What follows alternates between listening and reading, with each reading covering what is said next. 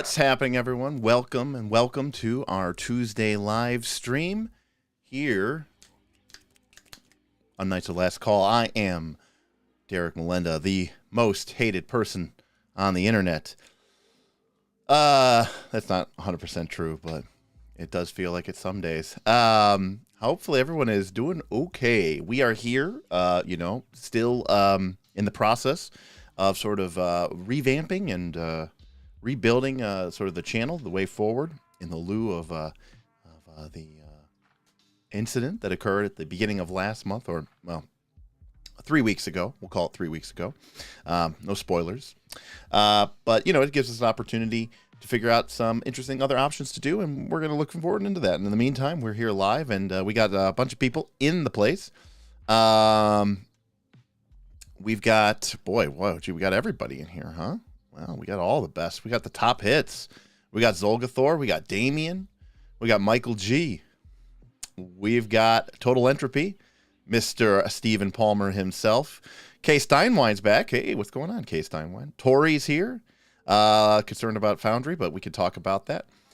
We got Bill the Great and Terrible. He's in the place. What else have we got in here? We got Frank. What's up, Frank? London, Kieran. Ben is here. Ben and Steven. Hey, we got a super chat. What's going on here? What's going on, alerts? Flint Fireforge. Oh, what a hell of a name. That's a great name. Dragonlight's so sweet. Yeah, there it is. Damien with the super chat. Thank you, Damien Williams. The Metro Otherscape Kickstarter launched today and already had hit 100K in 8 hours. Does it give you hope that a non-5E, non-major franchise RPG release could draw on so quick? Absolutely. Okay, let me get a couple of things here clear. Number one, 5th edition is not the game. It's very selfishly is not the RPG that after playing RPGs for 30 years that I want to be playing. It's simple. All the things that make it like super hugely and supremely popular are the exact reasons why it's not really the game for me. It's very simple. I like games with a little bit more meat and crunch to them. And for games that I want to play that are more narrative focused, I prefer games that contain mechanics specifically designed to address narrative or social interactions or things like that. So I don't hate 5e. It is not the edition of Dungeons and Dragons that I want to play. And I enjoy innovation. I like seeing new things. And, for whatever reason, it seems like they've, stumbled across the winning ticket here. And so my biggest concern, honestly, with the next edition D&D is that they won't change much of anything. And that's a much bigger concern to me.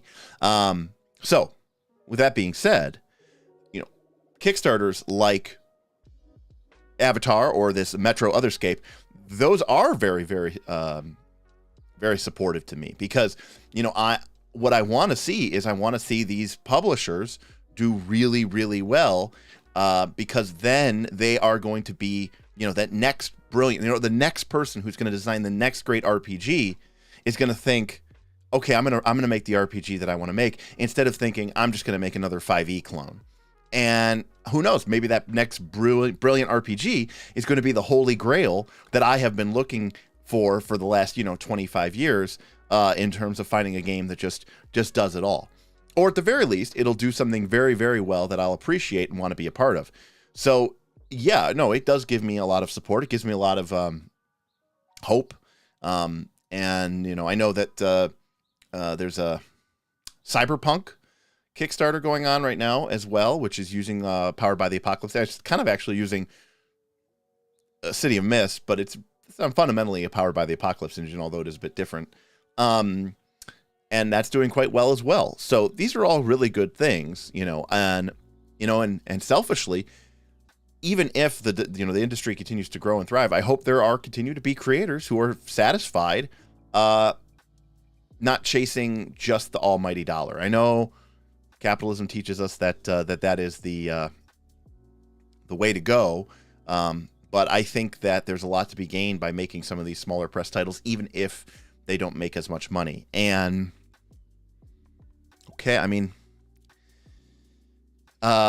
Oh, the Metro Otherscape is the Cyberpunk game. Okay, yeah, Metro, yeah, great, perfect. Metro Otherscape is the game he was talking about. Okay, very cool.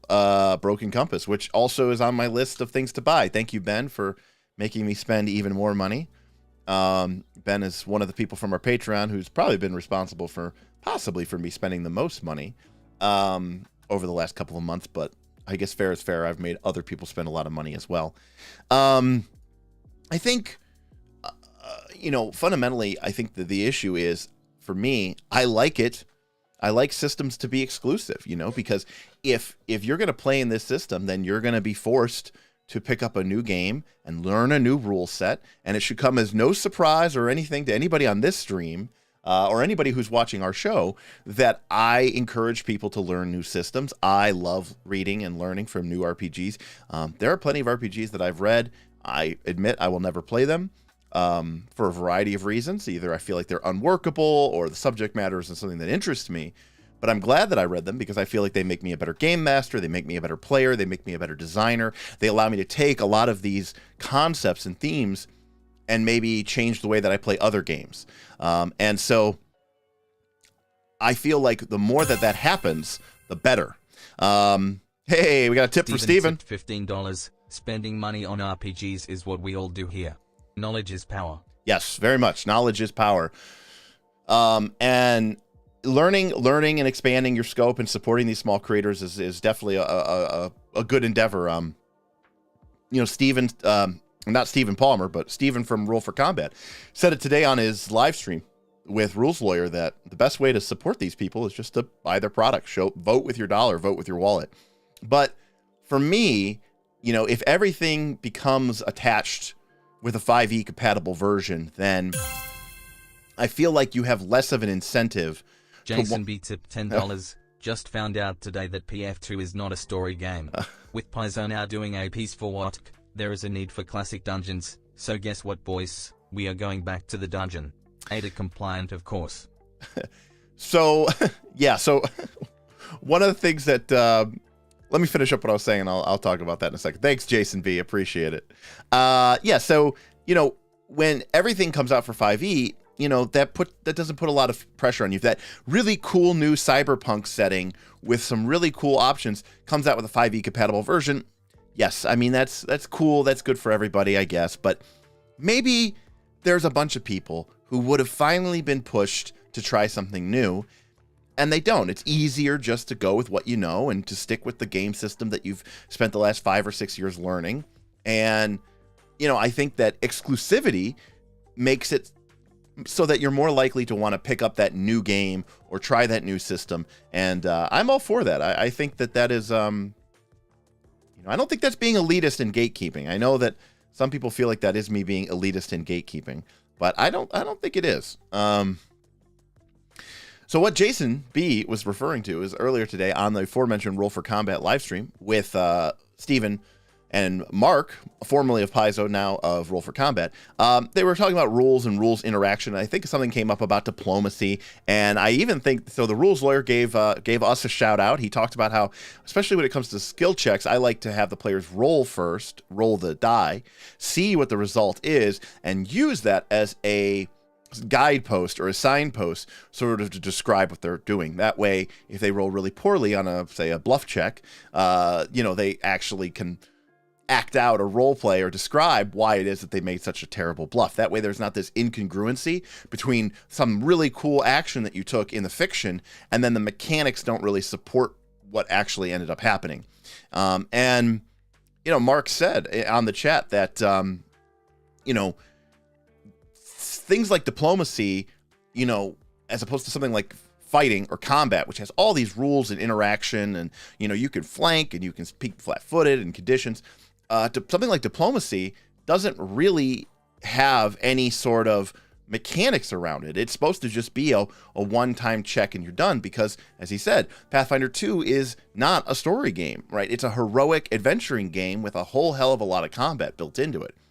And, I think that to play it as a story game, and I think this is true for 5th edition as well, is like, playing a story game with Monopoly. Like, you could do it, of course you can, but you're not utilizing the rule set to its fullest extent. And of course you could do it, and you're free and welcome to do so in a free and fair country. But I just feel bad. I just go, hey folks, you could be having a lot more fun than you are having. And I think that there are games that you would really, really enjoy. It's it's like you have that one friend who only ever gets the same boring thing at restaurants, and you say, listen, there's a whole world out there. And they say, well, I had one bad experience once. I had like salmon and it really tasted gross, and so now I never try any new food ever again. And maybe they're right. Maybe every food would be unpalatable to them, but it is a little sad that they're closing themselves off and they're not restricted to that. So, or they are allowing themselves to be restricted by that. So yeah. So today we had some news right before we went live, which is that Foundry is officially partnering with Paizo, or Paizo's partnering with Foundry. Meaning, well, let's talk about what that means first, or at least what they've said. So basically what they are going to do is they are going to start with the beginner box, the new AP coming out, which is the Outlaws of Alkenstar, and their number one selling AP, which is Abomination Vaults. And they are going to basically be making 100% official for sale products that'll basically be an all-in-one comprehensive Foundry experience. And, they're still discussing the price, but one of the things that they talk about, which I think is pretty cool right off the bat, is they say here specifically in the announcement that you do get a PDF copy of the product when you purchase it.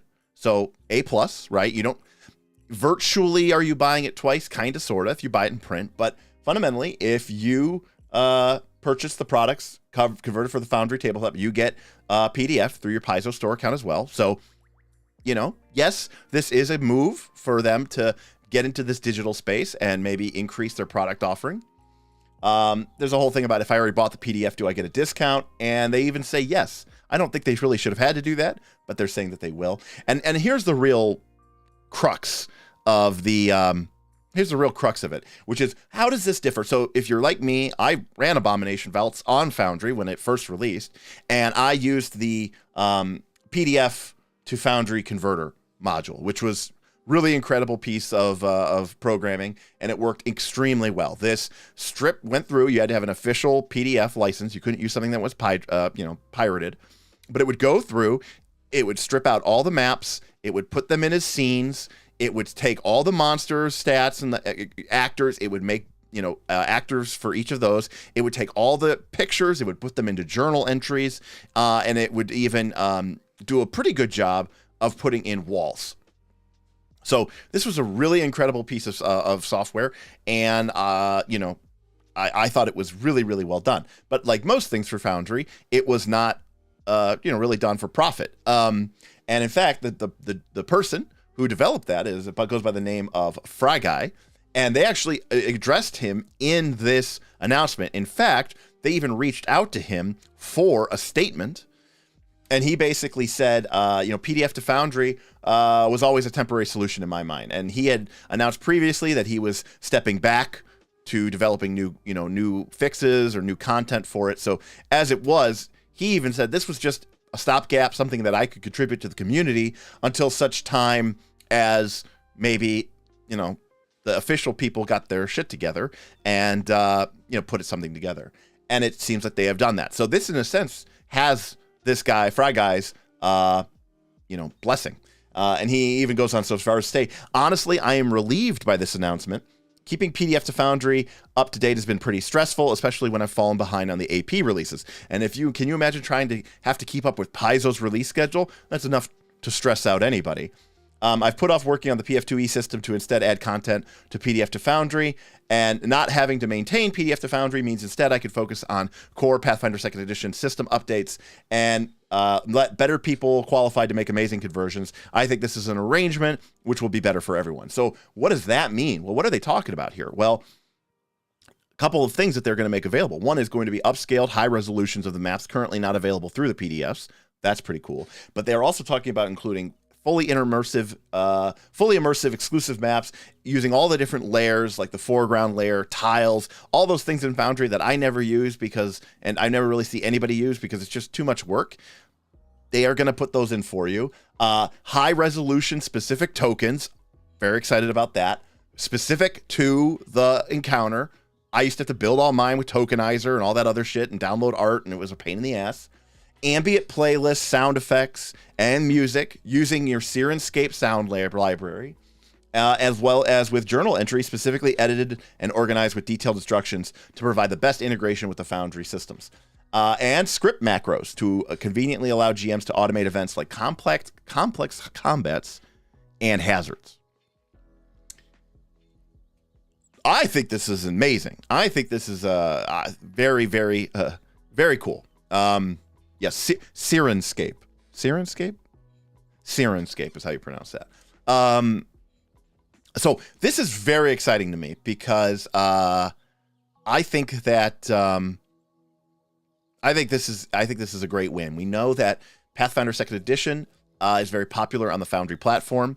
We know that Pathfinder 2nd Edition has been a huge win for the platform, and we know that Paizo is considering options to increase their bottom line, as well they should.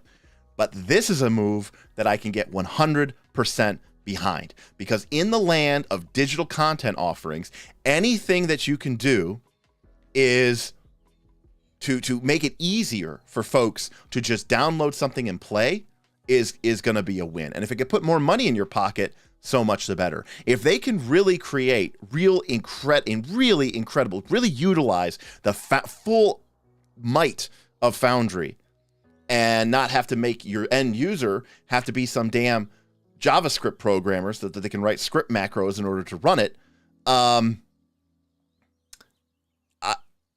that's like a total win to me, because now you're going to be literally producing. I mean, you could argue, as I have, I don't love every Paizo adventure path. Okay, adventure paths in general are a little sus for me. One of the reasons I like Abomination Vaults is because it plays so much differently than your traditional, fairly linear adventure path. But you cannot argue, though, that if they are really going to put some really good product design behind this and some really solid integration, that having that kind of all-in-one package available, which is something that maybe you can't get in any other format, is going to be very, very competitive and is going to be very, very attractive to a lot of people. So, again, I think this is a very smart win. And to piggyback on some of the stuff that I said last week, this is the move that I think can legitimately grow the Pathfinder 2 system and the Paizo brand at the same time. I think moves like this,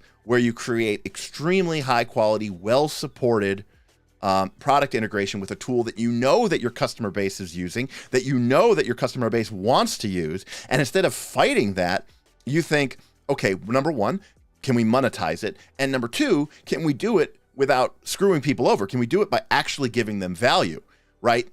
Whether or not Fry Guy was going to continue to support PDF to Foundry, in people's mind, that was already something that existed. That was already something that was free. And so if Paizo came out and said, hey, we can give you this now, and people go, oh, we were already getting that for free, why should we pay you for money? And you go, then you get into this whole weird situation because Paizo has to explain that the person was basically done creating it anyways. But instead, if you could take that and you could crank it to 11, and you could say, look, we are going to utilize this platform, this Foundry platform, to give you a completely comprehensive digital experience.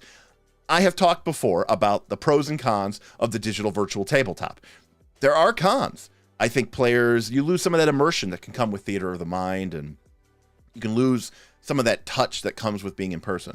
But there are a lot of pros as well. I cannot argue that. I cannot deny that. The first time I used Roll20 and I started messing around with dynamic lighting effects and really exploring the difference between what an elf could see versus a dwarf versus a human with torches or whatever, I was like, there is an immersiveness to this that you can't get anywhere else. And so for Foundry to integrate with Paizo or vice versa, I think this is really smart. I think it brings attention to Foundry, a product that I have support. Knights of Last Call is now up to, and Brandis or something can check me, I think we have 12 I think we have 12 or 13 Foundry licenses, which we have bought for our channel, for our communities, for our community games. So I have bought Foundry 12 or 13 or 14 times. I don't know how many times I've bought it, but it's obviously a piece of software that I support.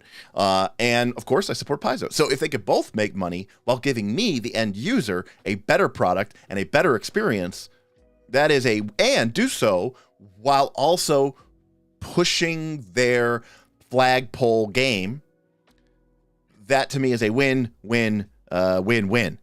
And yeah, I think it's great. So my thoughts on this are, I want more of this. This is what I want to see. They're doing Abomination Vaults, Outlaws of Alkenstar, and Beginner's Box. I want to see them get everything out ASAP. It is very likely that the Knights are going to do Quest for the Frozen Flame. I would love for them to do this for Quest for the Frozen Flame. I'm kind of like, damn.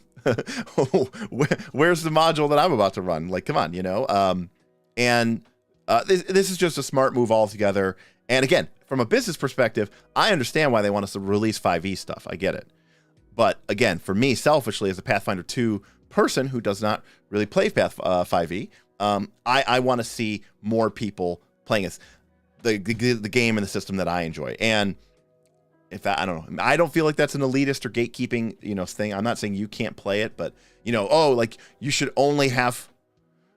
I guess the gatekeeping part is me saying you should only get to experience Paizo adventures if you play Pathfinder 2. But by that logic and reasoning, every module that's released for D&D should be converted into Pathfinder 2, because otherwise that's gatekeeping. But clearly that's not the case. Like, everything doesn't have to, not everything has to be everything, Kay Steinwand says, gonna put myself on blast, but can I link a Paizo forum post I put and get your business thoughts on it? I don't know if I think I have forum posts disabled.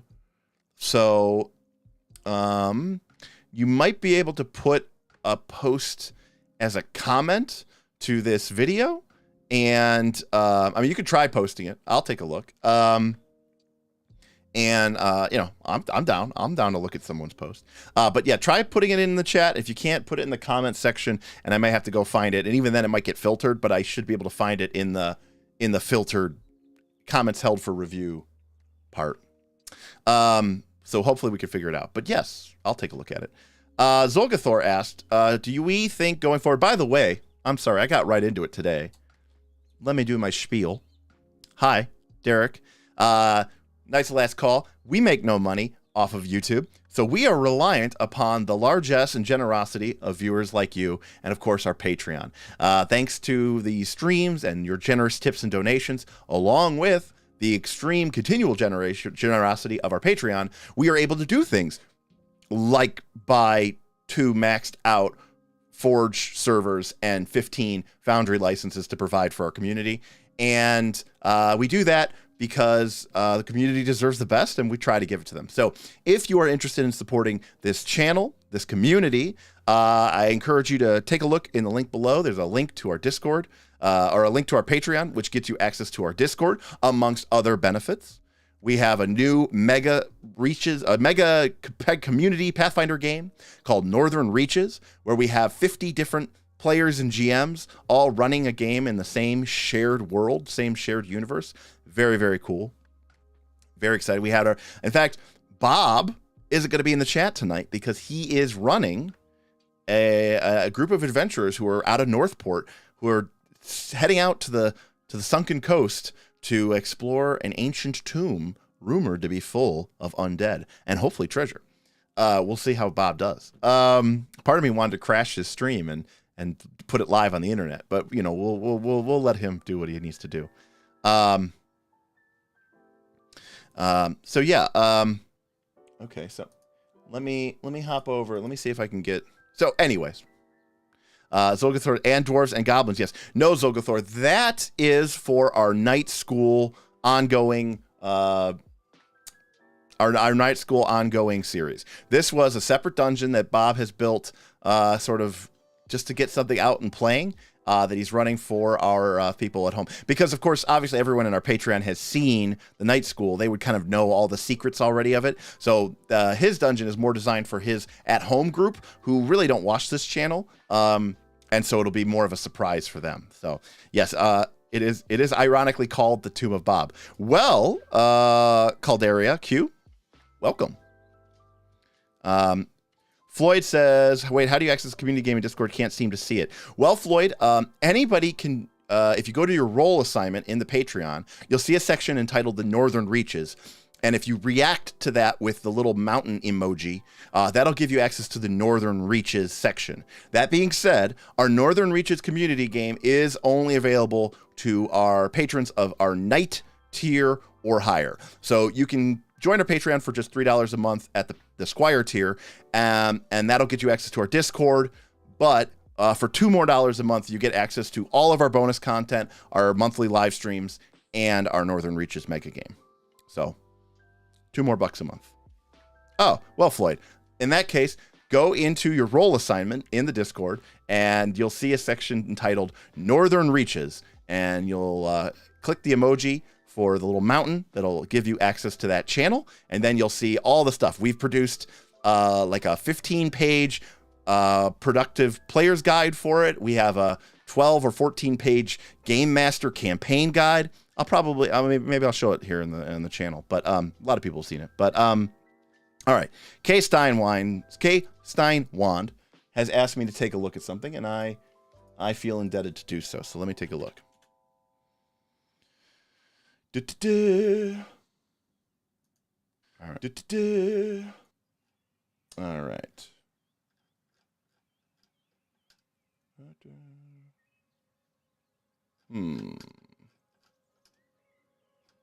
Let us see what is going on.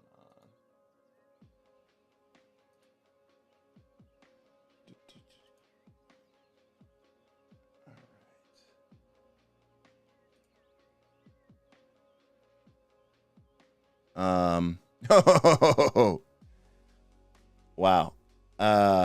That's funny. I normally don't go into my held for review section on my YouTube channel, but I did, and there's a lot of comments that have been held for review that I didn't even get to read from my prior videos. Let me see here. K Steinwand, second page, very top comment, the last two paragraphs. Oh, maybe this is from the forum. I'm sorry, everybody. Let me go over here.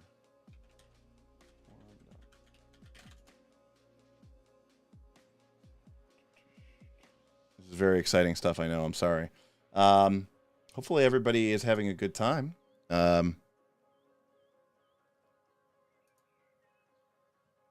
Let's see. Hey, K Steinwand, tell me what is it in? What is it in the Pathfinder 2nd edition general discussion? Where's it at? Let me know. It's okay. Let's see. Is it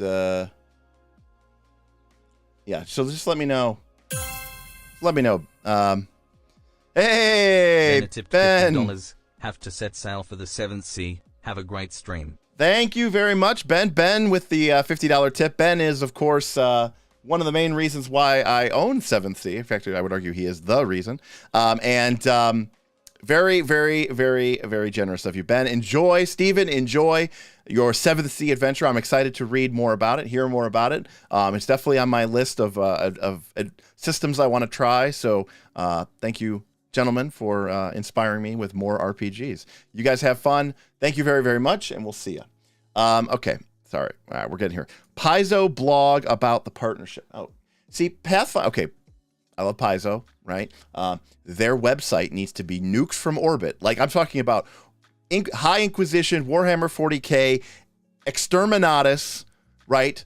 Nuked to the ground and then rebuilt from the ground up, because it is what I can only describe as absolutely horrible. I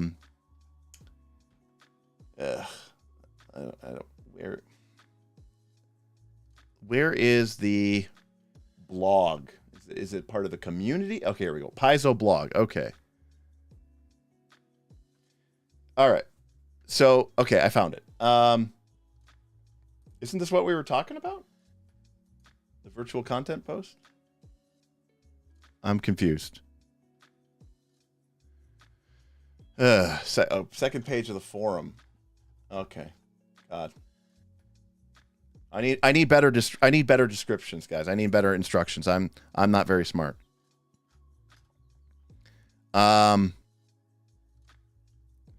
So that is very good, Cardboard Tomato. Dungeon World is very, very good. It's okay. Here we go. Okay, I got it. I think we're getting it. 55 comments. Okay, I think we got it. I'm going to the second page. Let me see if I got it. I'm gonna share something here. All right, one sec. Coming up. Window capture. Here we go. All right, I think this is it. Looks like it's it, right? All right. All right, is this the post? I think this might be the post. All right. All right, we found it. Yay. Okay. Okay, Kyle says, I caught that the other day, Tikal. I just don't want to flood the Discord with another repeat question, even though I would love to see those. I figured it'd be nice to move here, blah, blah, blah, blah. Glad to hear that there will be a discount, but it's not really the published content that had me concerned, as there is normally a discount in other places. But there is a hell of a lot more being shown in the preview. I know that Narky puts a lot of efforts into his maps, and then adding in Siren or Sirenscape and animations seems like token FX, but could be wrong. That's kind of where my question of support for those who have already purchased and would use PDF to Foundry. Could it turn out to be a situation similar to the flip mats, in which there would be a few updates to the download by having the Paizo release the maps and some of the art assets for tokens? Not sounding to sound cheap, because the holy hell, the work that's going to go into the worth the price. And even if it may not run this again anytime soon, I'd have zero issues with getting this without the discount, just to say to have the resources to apply to future games. But I also know that there's a fair amount of people out there who aren't interested in an upgrade to say, but just have some support in terms of what's already purchased. Here's the thing. I can respect people who've already bought something and they want, but you know what? You bought that thing, and you were fine with that purchase when you bought it. For them to come out with new stuff and for you to expect for them to honor you back, I don't think makes any sense.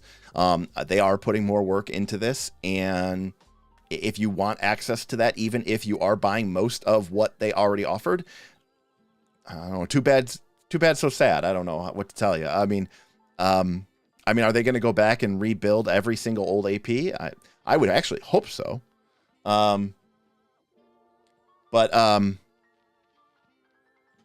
You know, I think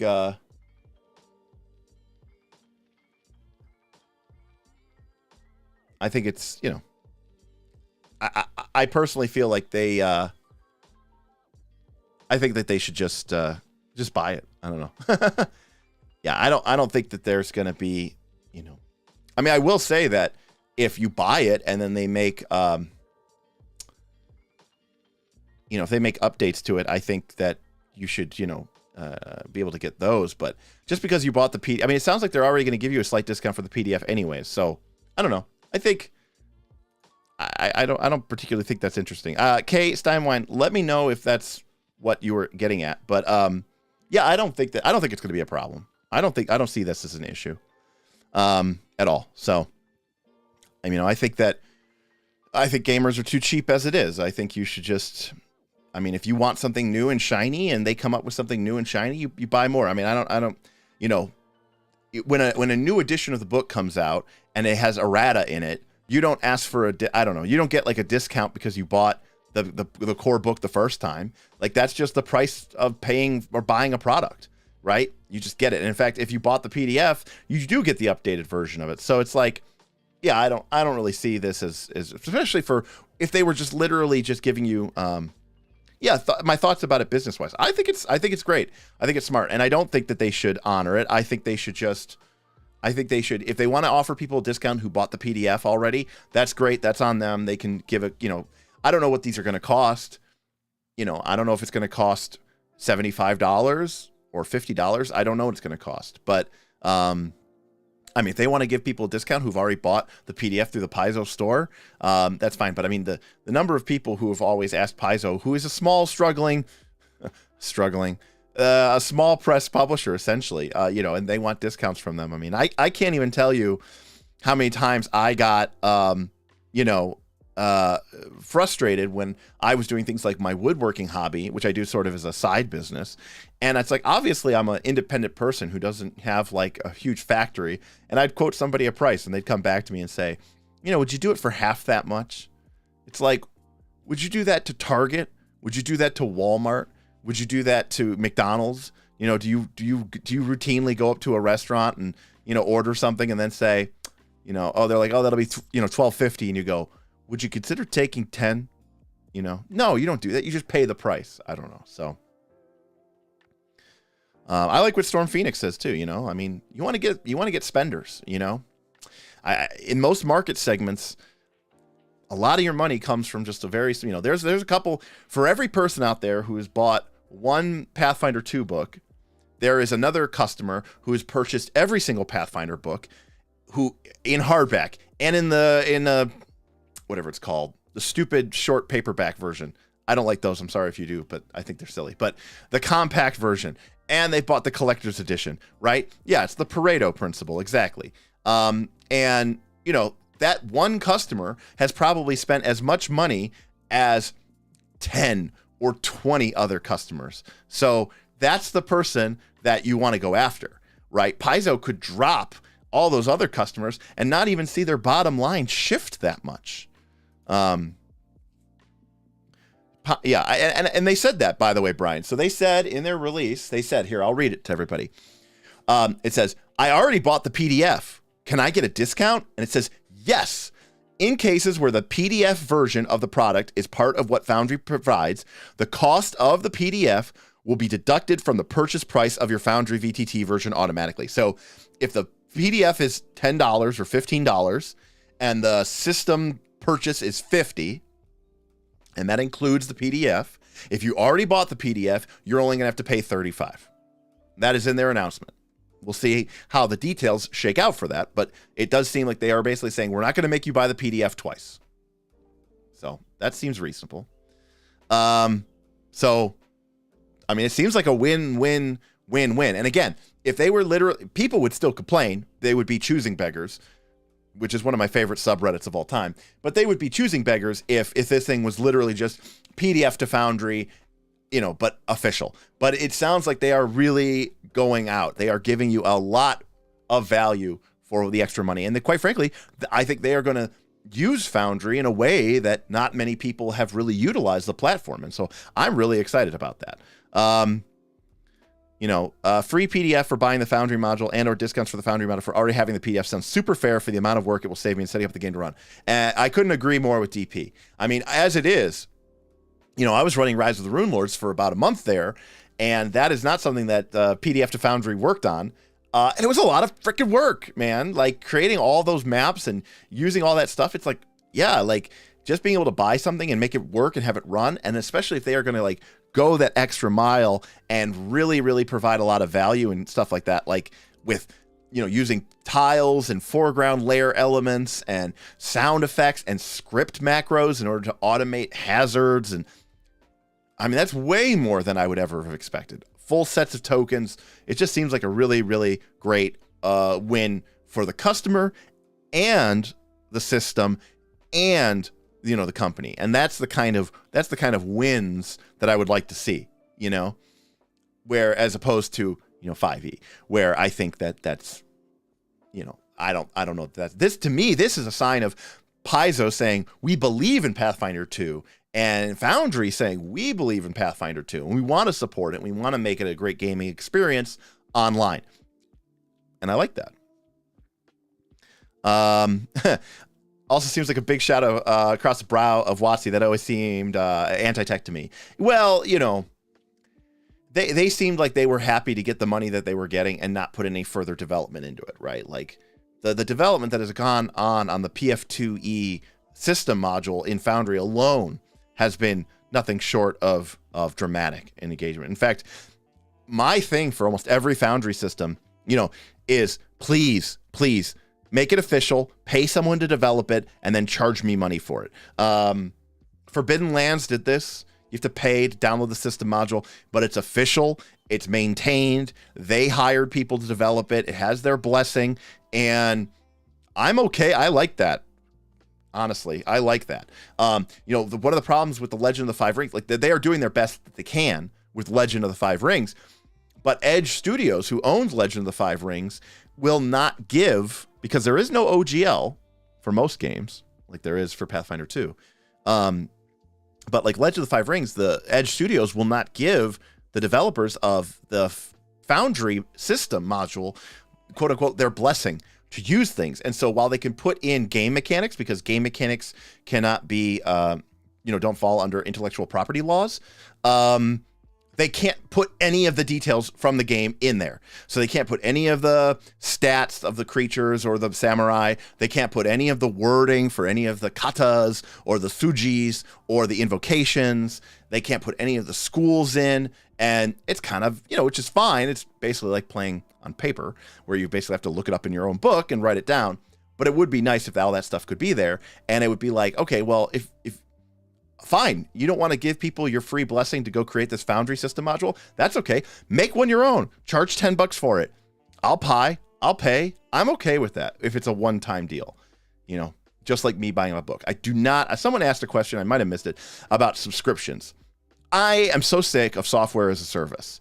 Okay, I own nothing. I pay for everything, right? I pay for my Adobe subscription. That's like $55 a month. I pay for Epidemic Sound so that I don't get copyright strikes. That's like, you know, $15 a month or maybe $20 a month. I pay for Spotify. I don't own any of my music. I live stream that. That's $15 or $10 a month, right? It just adds up and adds up and adds up. It's like, I'm so tired of software as a service. You know, leave it to enterprise level products. You know, that's fine. So all in all, I like this move. I'm optimistic about it, and I think it's great. So, let's see. I might have missed anything. For Foundry, you can also try Warhammer Fantasy Roleplay 4th Edition. Now, I've never been a huge fan of the original percentage-based, job-based system of Warhammer 1st, 2nd, and 4th Edition. I actually like 3rd Edition, which became Genesis. I like the job system. I shouldn't say that. But there's something about the percentile system that I don't like as much. But, you know, I haven't tried 4th Edition. I played 2nd Edition. I own some 2nd Edition books, but I've never played the actual 4th Edition.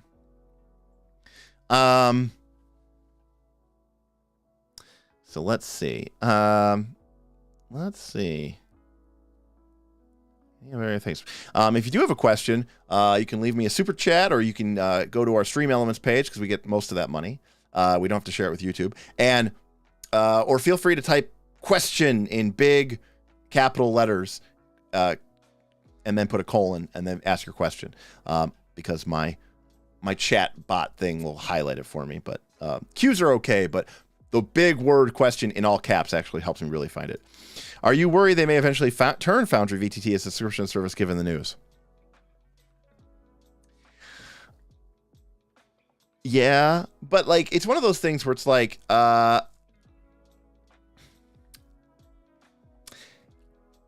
get it, right? Like if everybody goes and buys Foundry, and then everyone has a license, and it's in perpetuity, and then nobody ever, and you get all the updates for free, and then eventually everyone in your audience that has Foundry has bought it, and then what are they supposed to do?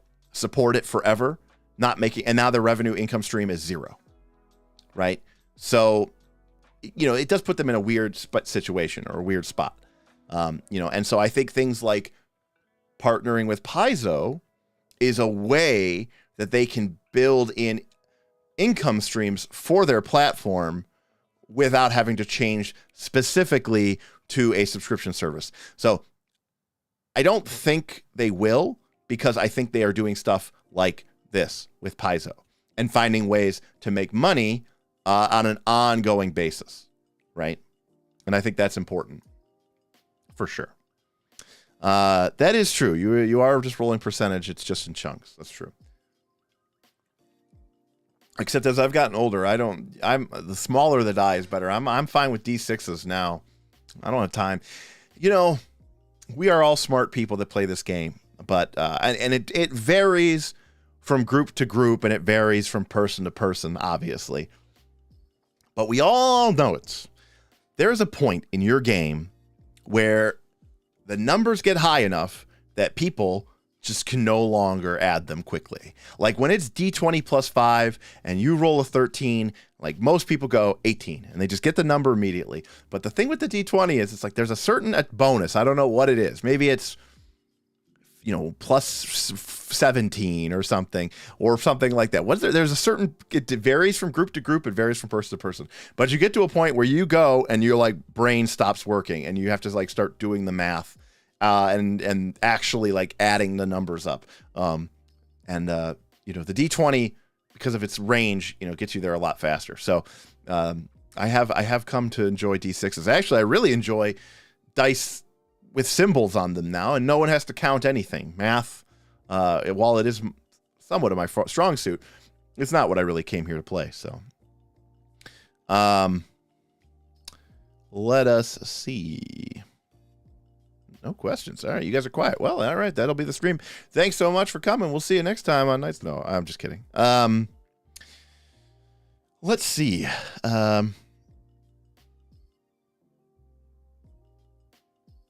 Oh, Joey has a question. Did I miss it? Oh, you didn't put the big question, Joey. You got to put the big question. Thoughts on how Paizo keeping the system development done by volunteers? You mean in Foundry? Yeah, I mean, if they're going to start selling products, I think that they should. I mean, I guess those people will probably be out of a job, but I mean, I am all for paying people for the work they're doing, especially if it is making you money. And, I think that either Paizo should hire them as a development team, or they should form their own and tell those people tough luck, but you go have your time back and spend it doing something else. I mean, obviously for me, even with my channel, we have a couple people, we have some of our mods and stuff like that who do stuff for us for volunteering, and it's for free, but we were losing money. Well, now we're starting to make money. And one of my number one goals before I do anything with this channel, like, hire somebody to do graphics or for us, or arts or something for us, or have somebody develop a set of skill feats that we can give away or something. I'm not asking someone to do that. I'm paying someone to do that. So if I'm making money, I should be paying people for their hard work. So to answer the question, I think they should be getting a check. I mean, they have crossed the line between just a fun side project on the sort of dark web alternative virtual tabletop, right? Foundry is a real competitor for Roll20. It's definitely where the Pathfinder focus is. And now with this official partnership, it's official. I think that they should put their money where their mouth is and pay some people. Will they? I don't know. We'll see.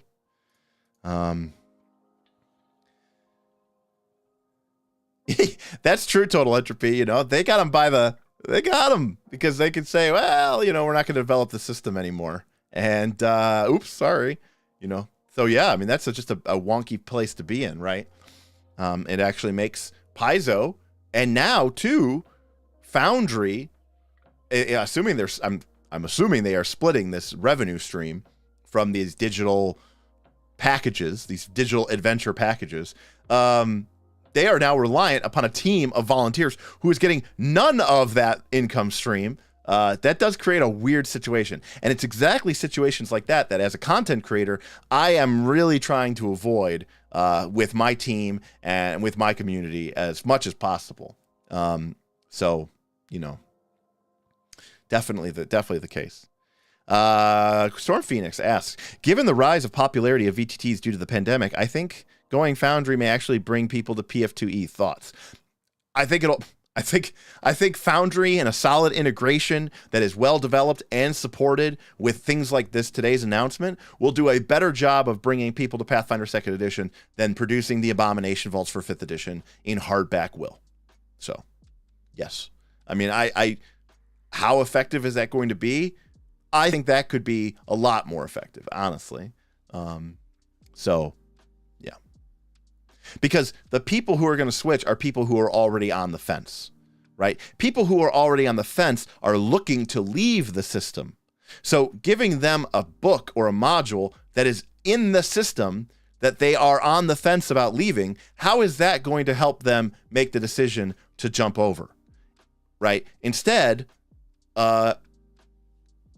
if you give them something and it's really good, but it's only on the other side being Pathfinder 2nd Edition, if you're like, wow, look at all of that incredible ease of use and awesome graphics and total integration and amazing, if all of that is only available on your Pathfinder 2 side, then you might have some people picking up the system, you know. And I also definitely think it'll bring people to Foundry. Although, you know, I think Foundry's doing pretty good. I think they're growing at a pretty reasonable clip for the size of what they are.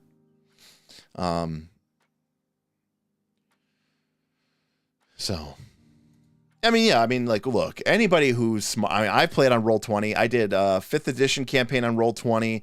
I did a Blades in the Dark game on Roll20. I did a Mutants and Masterminds game on Roll20. It was not great. It was actually pretty crazy that how quickly the system broke down. It was very unsupported. Considering the biggest thing that's on people's mind currently, what do you do for your hair? Is that a pomade? It is a pomade. It's like a cream. It's kind of a thick texture. It's not a paste.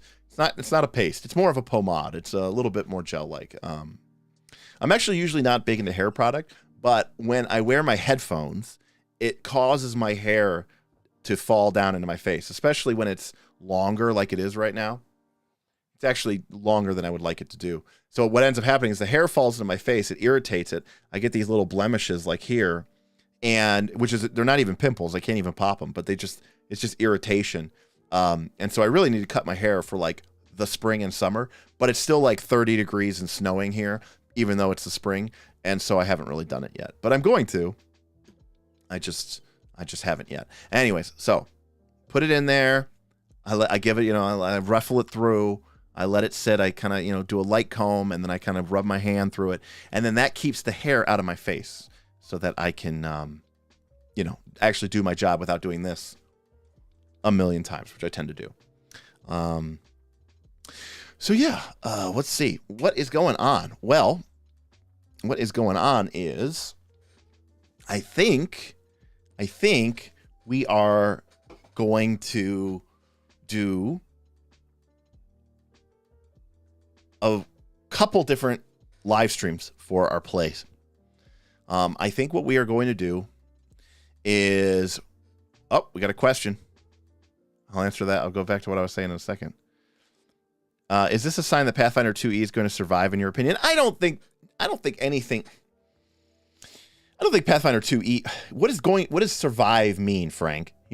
Like, what is, no edition lasts forever, right? Like, 4th edition had a full product cycle. They released all their books. It was a failed edition. You could still go. I mean, I see right here, I've got all these 4th edition books right here. And you can still play 4th edition. Do I think that Pathfinder 2 could maybe be, is Pathfinder 2E going to be as long of an edition as Pathfinder 1? I don't think so.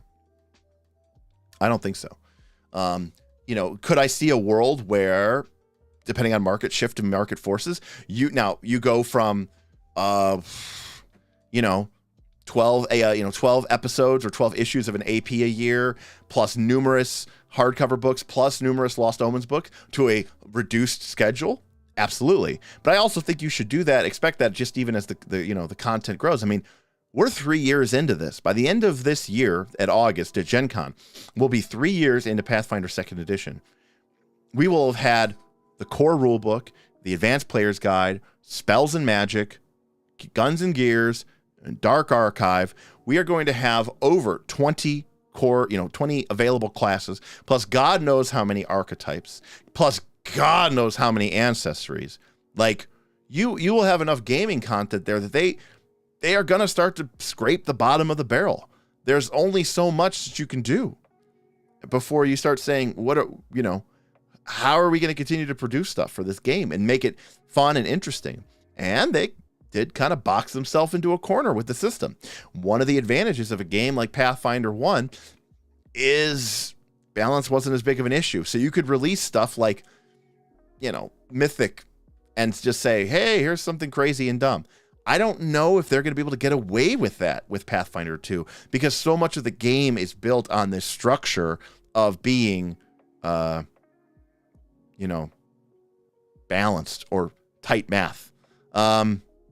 And so Pathfinder 1 rolled out in 2009 and arguably went to 2019 when they released Pathfinder 2nd Edition, but they really kind of, yes, it was still around, but Pathfinder 1 really kind of died, in my opinion, like around 2017 when they started doing the testing for Pathfinder 2.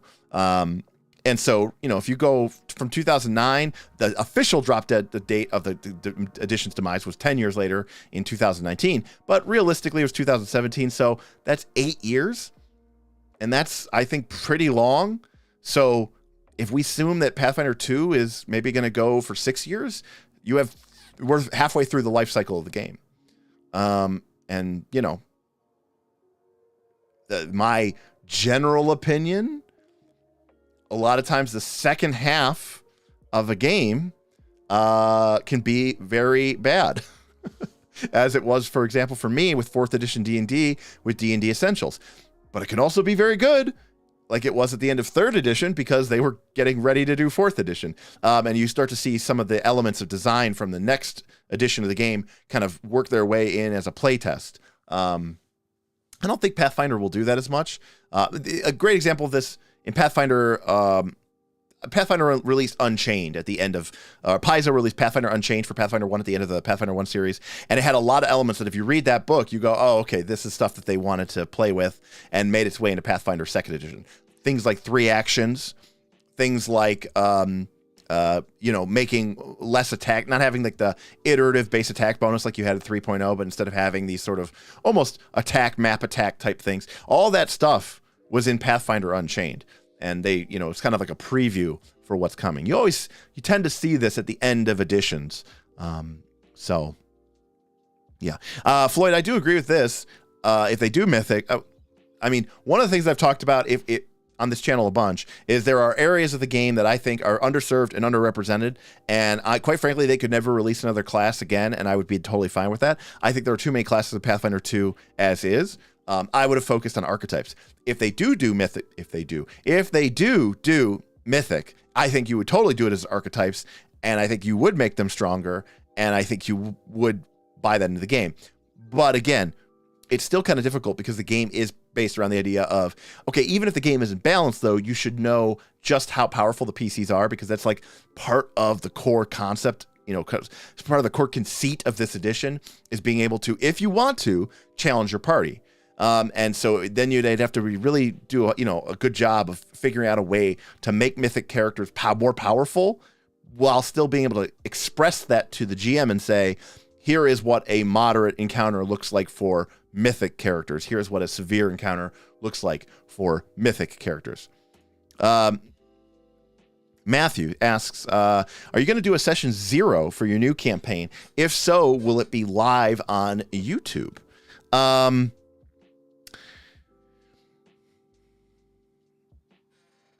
If you mean like a character creation, why not? I think if people want to see it, especially if the patrons want to see it, they'll let me know. I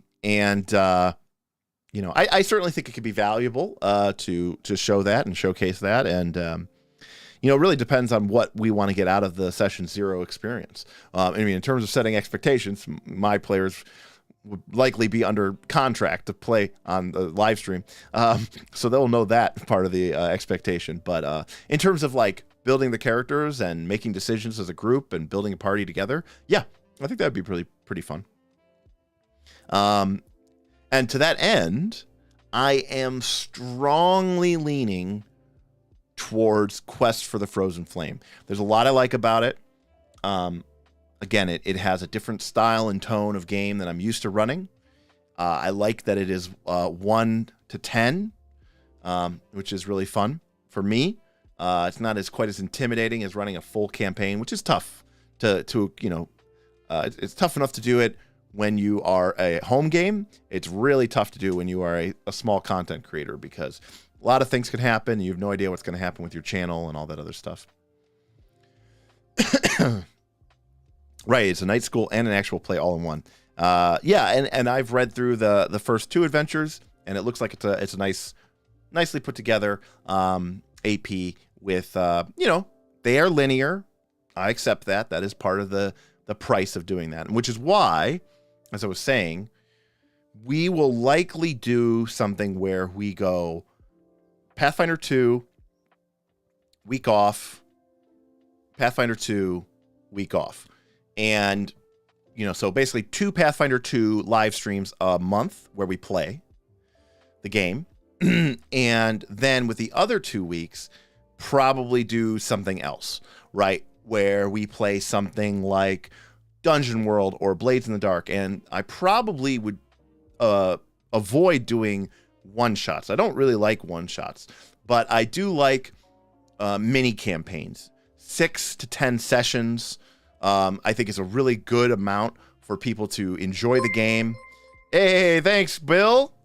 Looking forward to the new campaign. Keep doing good things. Yeah, I'm excited, When we started this channel, we were, just messing around, and, we obviously got fairly popular, and I sort of felt like, hey, there are a lot of other games, people were like saying, oh, you're the Pathfinder 2 guy, and I was like, well, no, not really. I like Pathfinder 2, but there are other games I like more, and there are other games that I really like to play, and boy, it'd be cool if I could play them. And, I was really nervous for a long time about whether or not the internet community that supports me would be, would support me.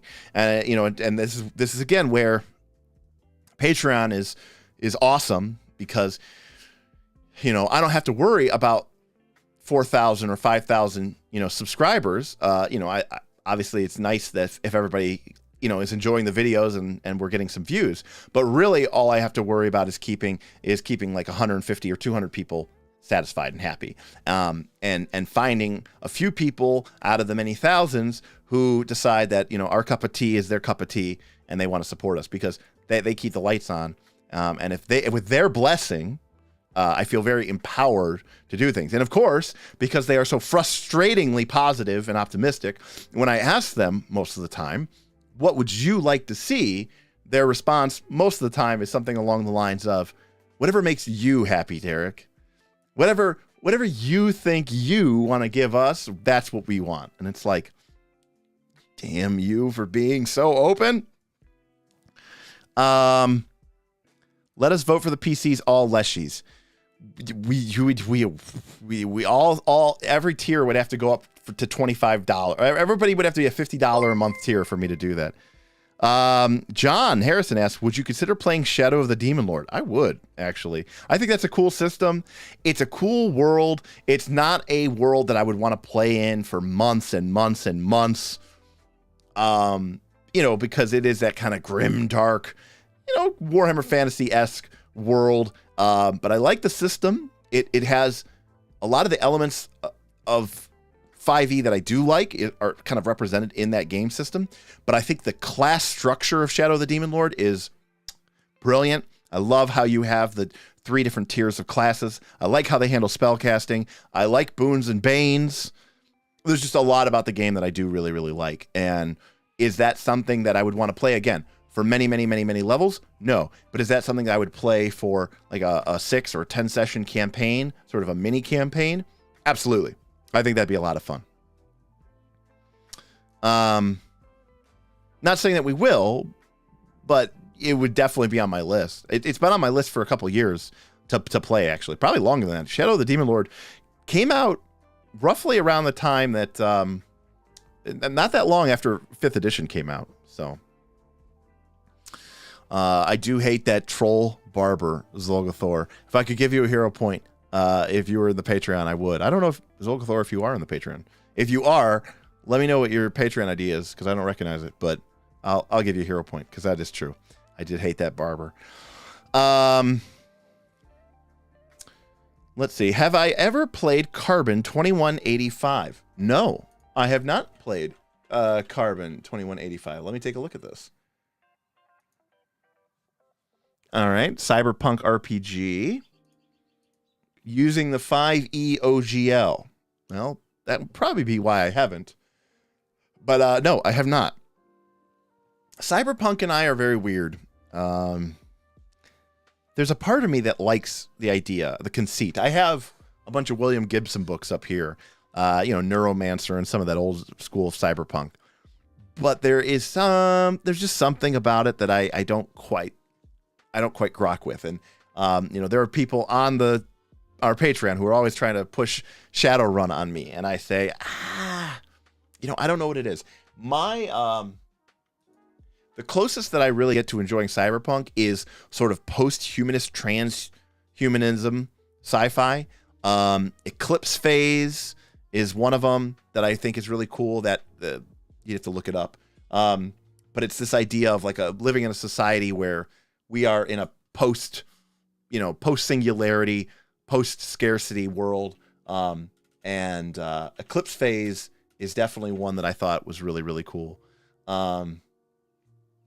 So I was a big fan of that. And that was from Catalyst Games. And what was another one? Oh, another one is Nova Praxis.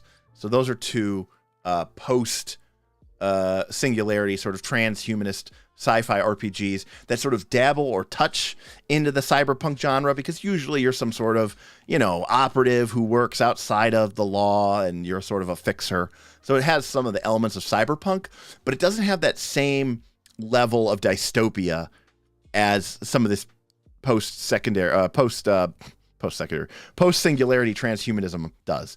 And yeah. Paizo, no, I don't think Foundry has that kind of money. That'd be weirder and funnier things have happened. Oh, you're with the late /S. I would take Leshies all day. I would allow a party of Leshies before I allowed a single poppet. My hatred for poppets is at least 2 orders of magnitude greater than my hatred for Leshies, by the way. Can't stand them. Completely can't stand them. They're actually horrible. Let's see. You want to see my passion for the hobby? Hasn't it already been on display? My God. Haven't I been crucified by the internet enough? I'm telling you, I went over into those, because again, I thought maybe that the comment was in my held YouTube comments. I went over there and I took a look. It was brutal. Ooh. Wow.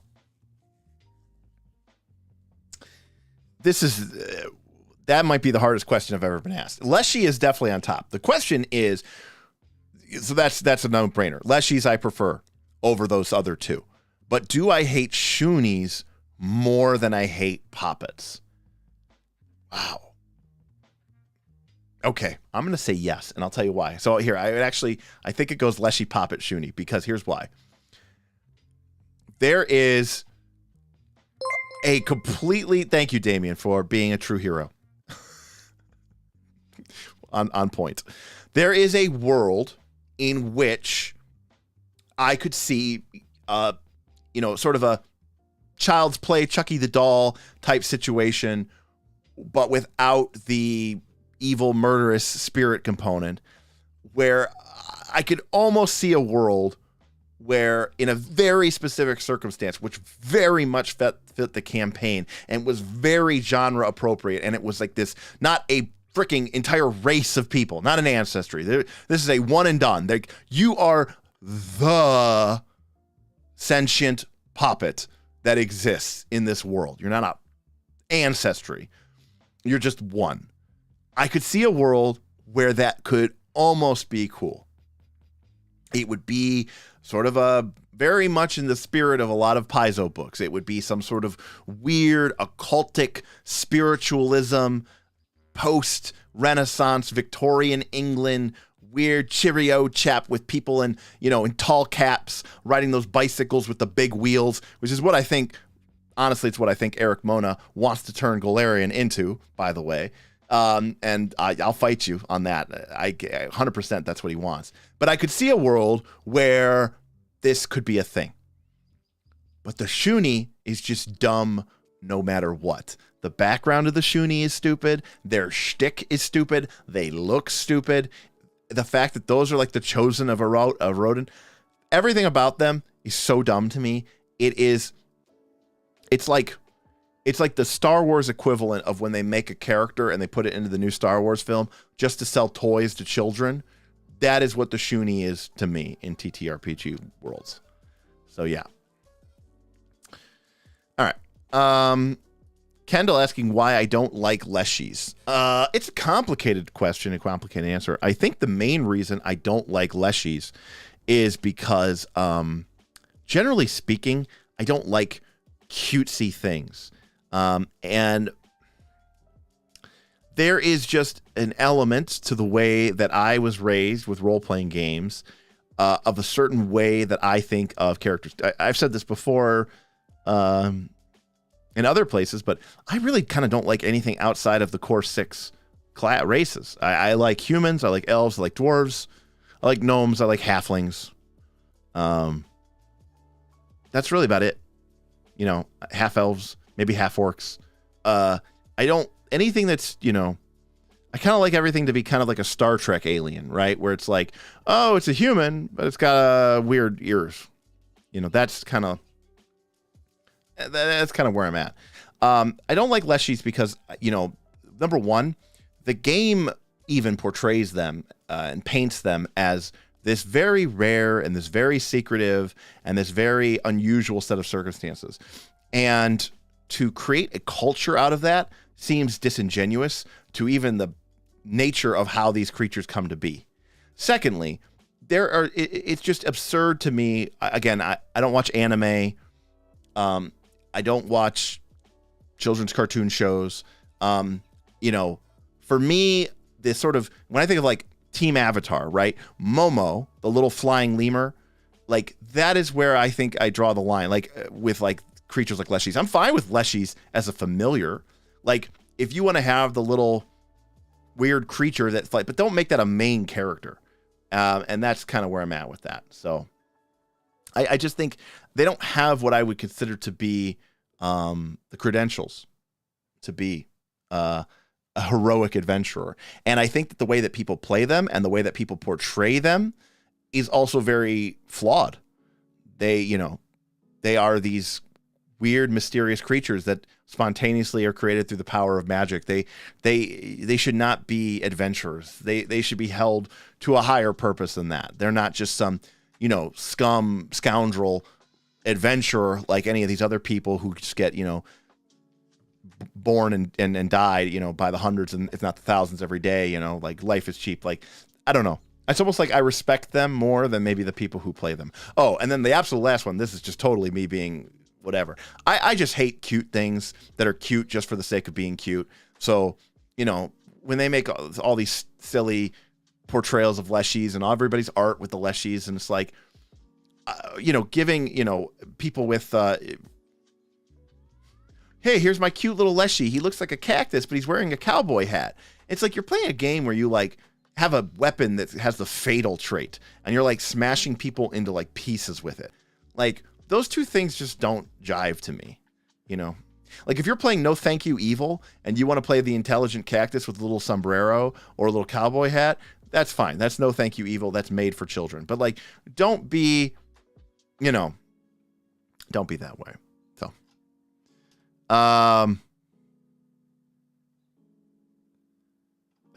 let's see.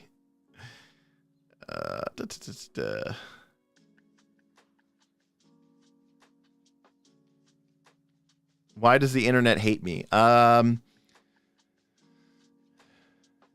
Yeah, no, actually, Caldaria, the reason the internet hates me,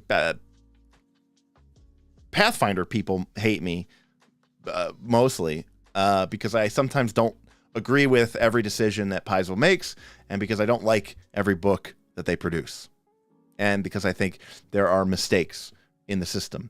You know, I don't know if anybody else watched that Roll for Combat today, but like, you know, there were times where like Mark and the rules lawyer were talking about Pathfinder 2nd edition, and you could see them getting kind of tripped up. I don't know. Let me know in the chat if you saw this, but like they were trying to explain why something was better in Pathfinder 2 than 5th edition. And you could see them being kind of like, well, you know, 5th edition is just so easy to play and everybody just really enjoys it. But I mean, if you went to Pathfinder 2nd edition, you know, if you wanted to like move across the room and open a door, that would take up your whole turn. So you could really see where that's a lot better. But yeah, right. So again, it has its cons, you know, it's not always the best game. Let me just say that. Yes, that's why it is written on the meter, because, you know, today you're supporting me because the internet hates me. This is why we will never get a sponsorship. It is, you know, there are some streams, there are some channels of people that we love and we support, but they are much smaller than us and we're pretty small. But they got their sponsors. I'm not sponsored because I run my mouth. That's okay. I am sponsored by the Knights of Last Call Patreon. Thank you, everybody. Let's see. Yeah, Zolgathor got it. Yeah, it's the flavor-themed dissonance of a gritty tactical combat game having sentient marshmallow people. Don't make sense. John Harrison is on the level. Now, here, listen. If you can play those silly, dumb classes and those silly, dumb ancestries and really enjoy yourself, and everybody at your table is really enjoying yourself, I mean, more power to you. You get more options than me. I don't enjoy playing those ancestries, and I don't enjoy playing them either. We played a 5e game, and one of our players, I was not the GM, or I was not the DM, one of the players made one of those races from 5e, the turtle people, and their name was Tortally Mossum. Tortally Mossum was the name of this character. I took my soundboard, because we were playing over Roll20, so we were playing using Discord.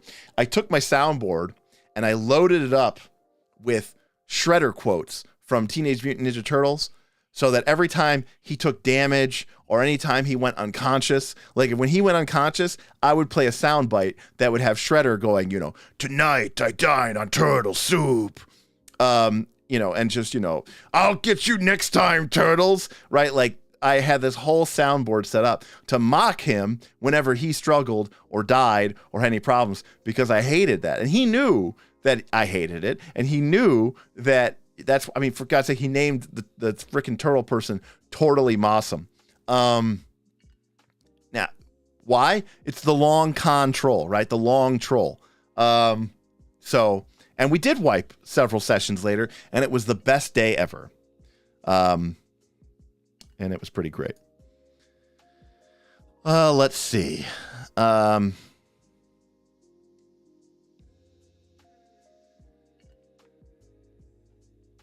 Yes, Storm Phoenix, that's correct. I mean, I get it.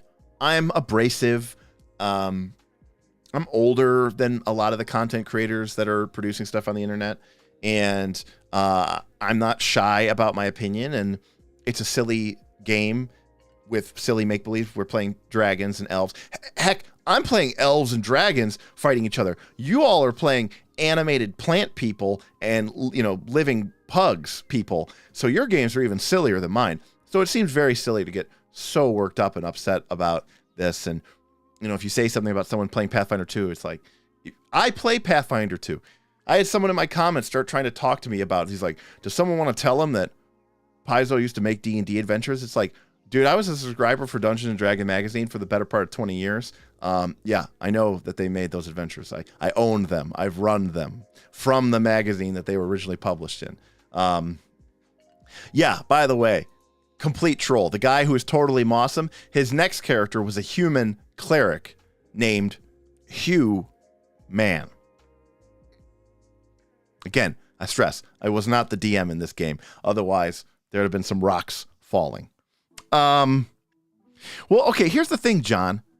That is fine. In fact, John, a lot of people, there's one saying in the Knights of Last Call Discord, which is this. We're all here to discuss, and we don't always agree, but we all agree on one thing. Okay? Derek is wrong. Like, that is like a saying, like whatever, whatever demagoguery exists on the internet, whatever cults of personality, whatever parasocial relationships exist on the internet, it is inverted in my community, in my Discord, because the number one thing that binds people together, the gravitational constant of the universe of my community, is that most people, all people at some level, disagree with me fundamentally and think that my ideas are flawed. They think that my ideas are interesting. They think they have merit, and they're willing to listen because I'm willing to explain and I'm willing to listen.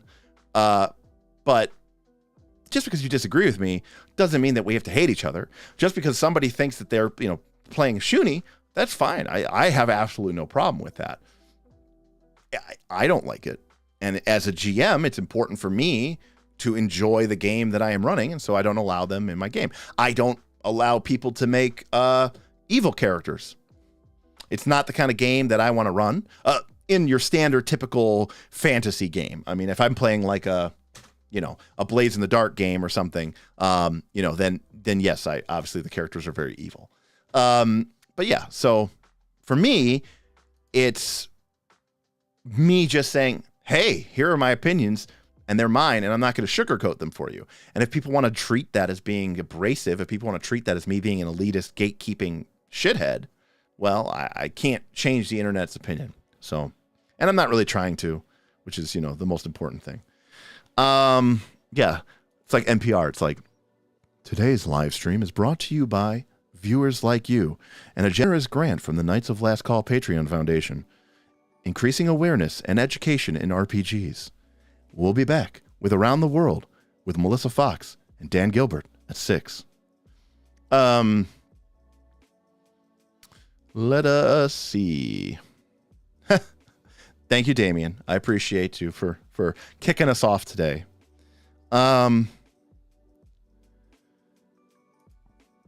I mean, I think Rules Lawyer just did a video where he said that it was like a rules that I don't follow. And I think one of the ones that he does is, if you're taking a stride action, you can get like a free interact action, like pull out a weapon. And so, people do change it. For me, I'm a little torn on that, because like part of the reason you're playing Pathfinder 2 is because you want those choices to weigh against you. It's like playing a Euro game, right? Where you've got like, you got 3 meeples or 3 wooden discs, and you want to take 5 actions that are on the tableau. You want to gather wood, and you want to bake bread, and you want to upgrade your house to get more victory points. But you can't. You only have 3 actions. So you want to take 5 actions, but you can only take 3. So you have to make decisions. You have to, weigh your options and start thinking about the situation and what are the pros and the cons, what are the tactics, what are other people doing. That part, for me, I don't view as restrictive in Pathfinder 2. I view that as what Pathfinder 2 is. If I want to play a game where I'm not worrying about counting actions, I'll just play this. So, let's see. Am I the anti-Mercer? Let's see. So Mercer is wealthy, popular, beautiful. Yeah, checks out.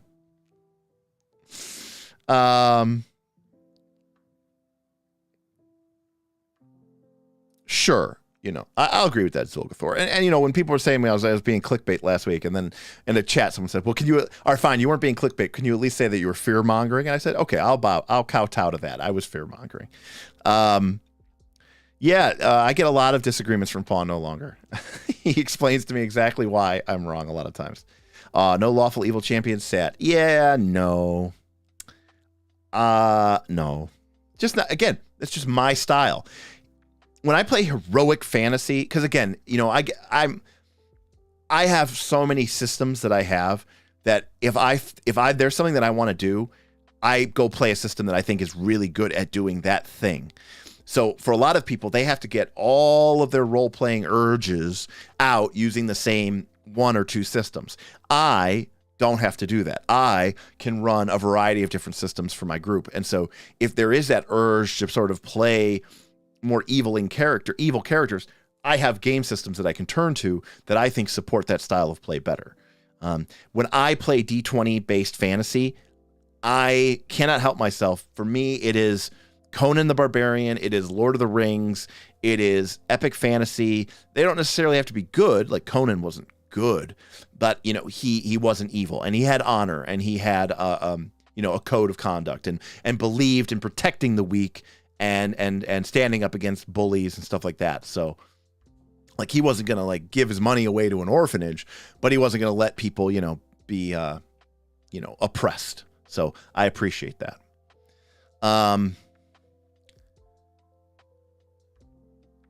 Saw someone get mad about and how direct you were with your opinions as opposed to what, rambling and lacking conviction.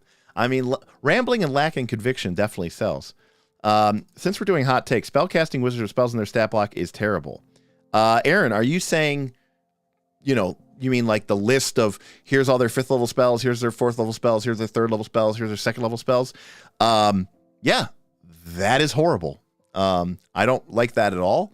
Number one, I think it's a real resource drain on the GM because you are assuming that they have knowledge of what all these spells do and will be able to pull that out, during a combat where you are juggling the initiative of 5 different party members, plus God knows how many monsters.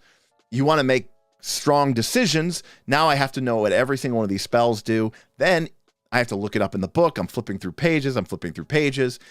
And most importantly, a lot of it's for waste because realistically, that monster's probably only going to get 3 or 4 or 5 spells off. Like when you're playing a high level monster and they have, let's say, 3 5th level spells, 3 4th level spells, 3 3rd level spells.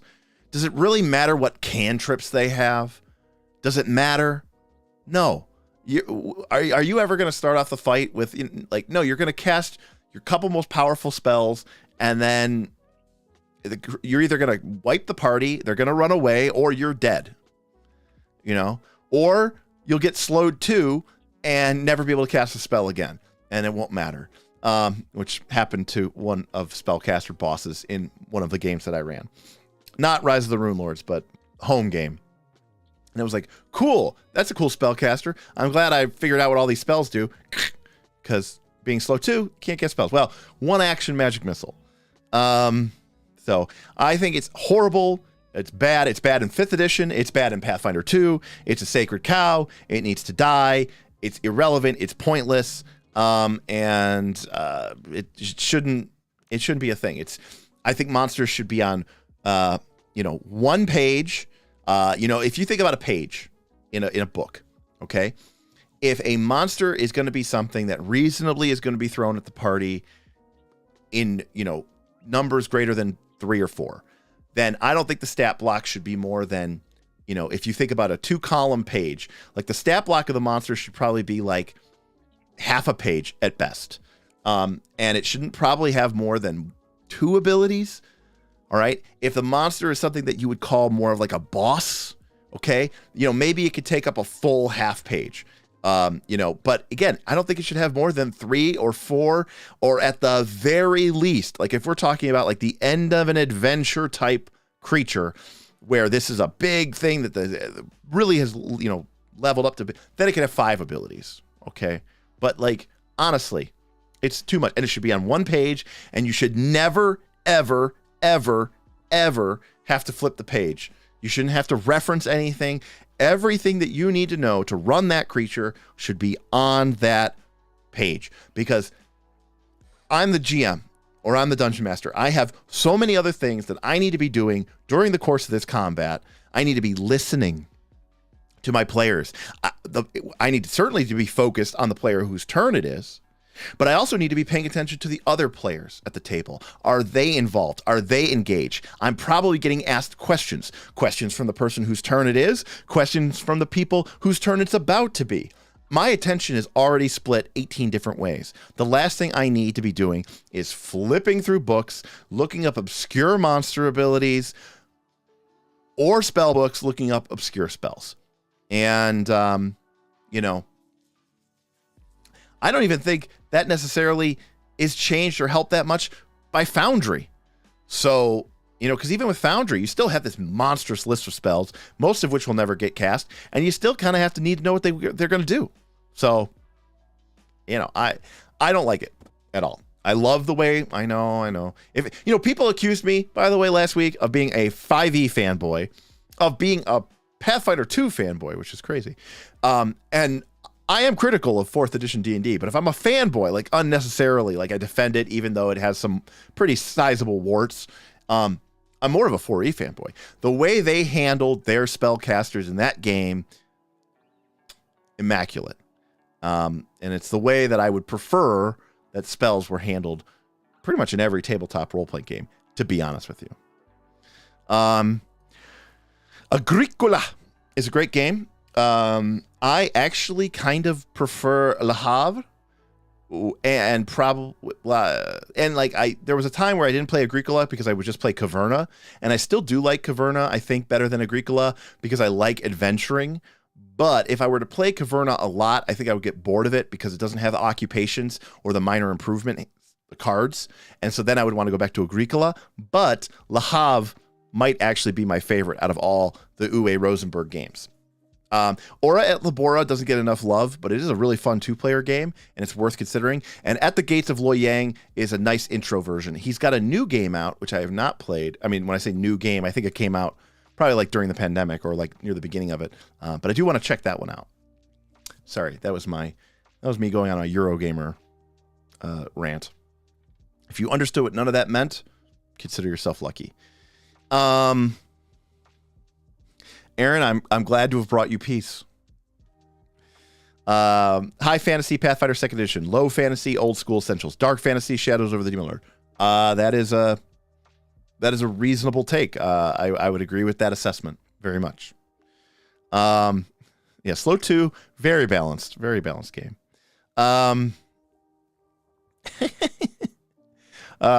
know, and the more complex a game gets, the harder it is to just make stuff up at on the seat of your pants, right? Like, I am a very low prep, no prep, seat of my pants GM, but even I am very hesitant to just whip something out with Pathfinder 2nd edition because, again, I'm playing this game because I do care. You know, when I'm playing a game like Caverna or Agricola or some complex board game and we have a question on the rules, we stop to look it up to get it right, because that's why we're playing a complex board game with a complex rule set, because we care about the rules. If we didn't care about the rules, like, I don't even have my 2nd edition book here, but this is PF1.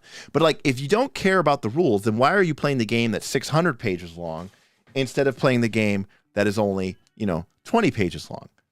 That's a very weird part for me, for someone to say, I really like this game system, I'm choosing to play it, I'm choosing it knowing that it has all these rules, and then the first thing I'm going to do when I play the game is ignore some of them, or fudge, or go around them, or modify a ton of them. I mean, I'm not trying to say that the GM can't do that, but why? It seems like so much work. I don't understand. Anyways. Yeah. So, question. I am really curious if there are magic systems that work better in a combat tactics heavy game that you like. That's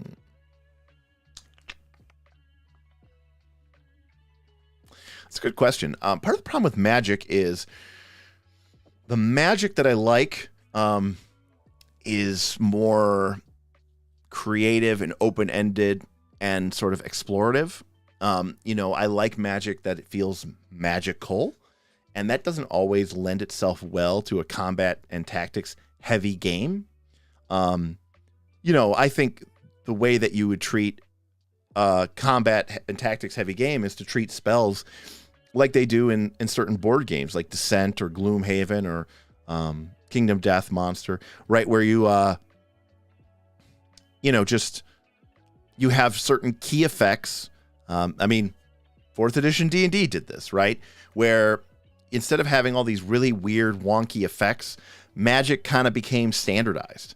4E did this well, but it didn't do it well enough, and then it caught a lot of flack for it. And they did it beautifully. 4E was a lot like Pathfinder 2 in some ways, where the design of the game I thought was really great, but certain elements of the development weren't as good.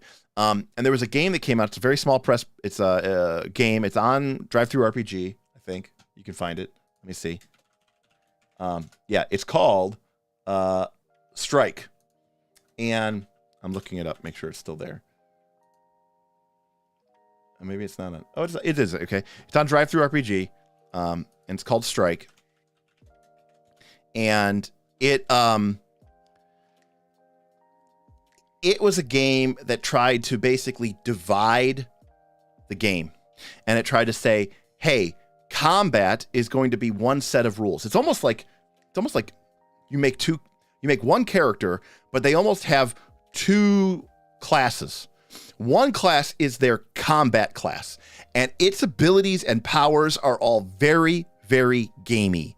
It's, 3 squares, push a monster 1 square, attack, deal damage. The spells are very much like, this is an AoE, burst 1 square around a target. It does this much damage. It affects this condition. It's very, very mechanical. It's very, very tactical.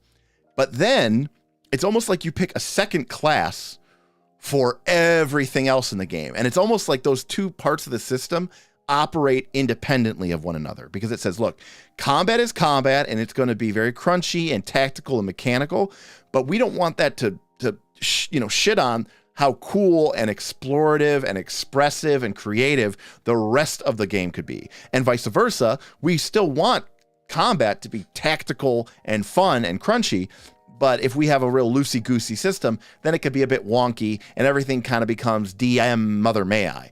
So I really liked what they did in Strike. 4th edition D&D tried to do this by segregating the powers for casters into daily and encounter and utility, and then it included this extremely robust ritual system whereby wizards and clerics got access to all the other cool effects that they should do, but aren't really what you would call a combat power. All your combat spells were handled by the combat engine of powers and all that other stuff, but everything else that the casters could do and should do were handled by this ritual system that unfortunately Wizards of the Coast never really developed as well as they should have or could have. So, that was a big long rant there. So, let us see here. Pathfinder has cool adventures, but do you think it can learn from OSR? I mean, yes. I think the Pathfinder adventures are exceedingly linear. I think they have interesting stories, and I think they have interesting NPCs.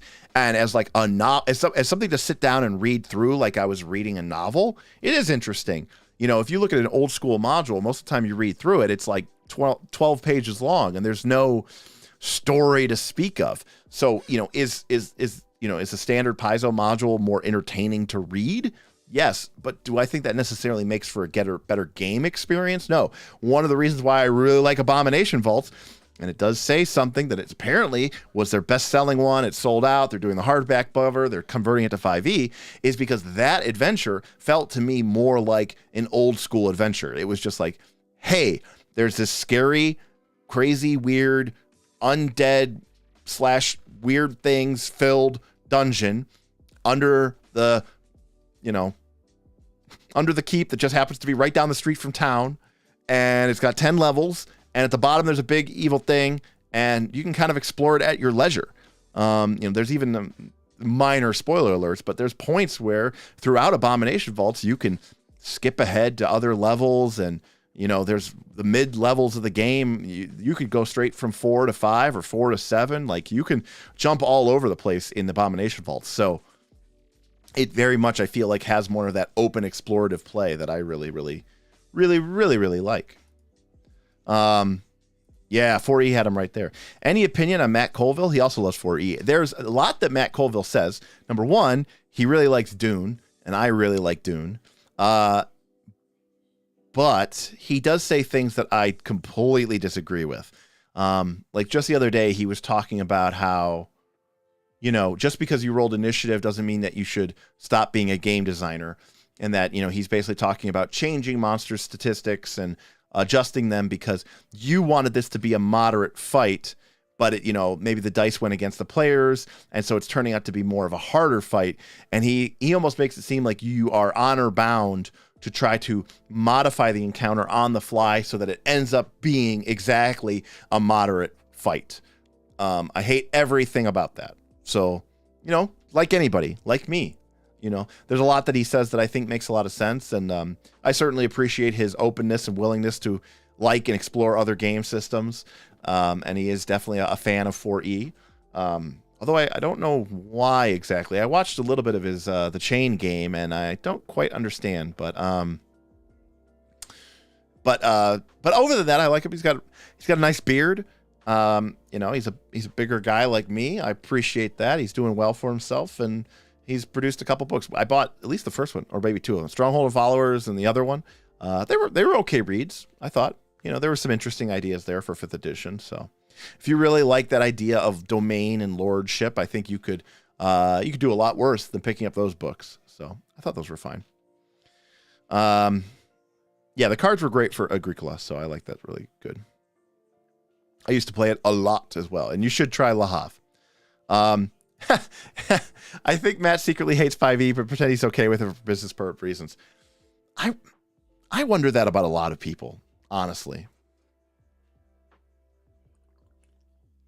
I see some people and I go, I don't get it. Is this all, is this all a facade? We talked about this on the live stream after we TPK'd the group. And I said, I think part of it was I came on this channel and I basically said, look, I TPK my party. I've TPK'd them before. And then suddenly I've got this game and I introduce these systems and they are part of the game now.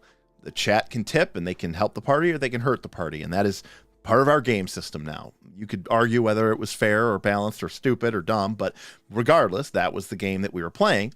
And some people said, and I felt like there were some people who said, this is a chance to call him on his bullshit. He always pretends like he's this hardcore DM who's like, well, let's see. We'll see if he can. Is he going to really TPK his party live when it's making several $100s a live stream? And I think they were trying to call me on my bluff, call me chicken, and I didn't fold. I held. I lost the hand, but I didn't fold. So.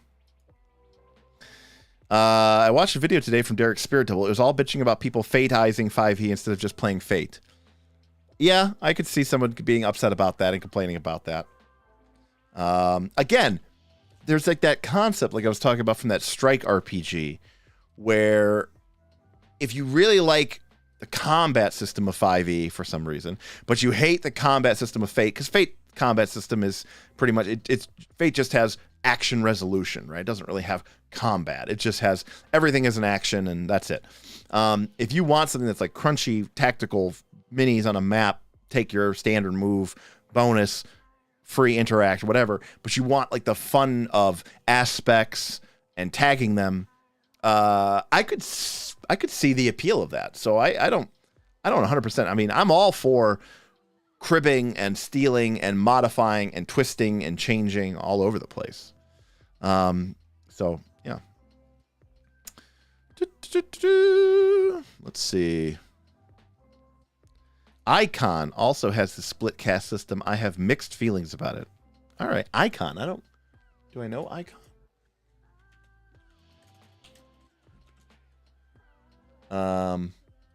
Okay, yeah, no, I don't know this game. From Massive Press? Oh, it's from Lancer. Okay, I don't know this game. All right, interesting. Yeah, I may have to check it out. Someone talking about the Lancer.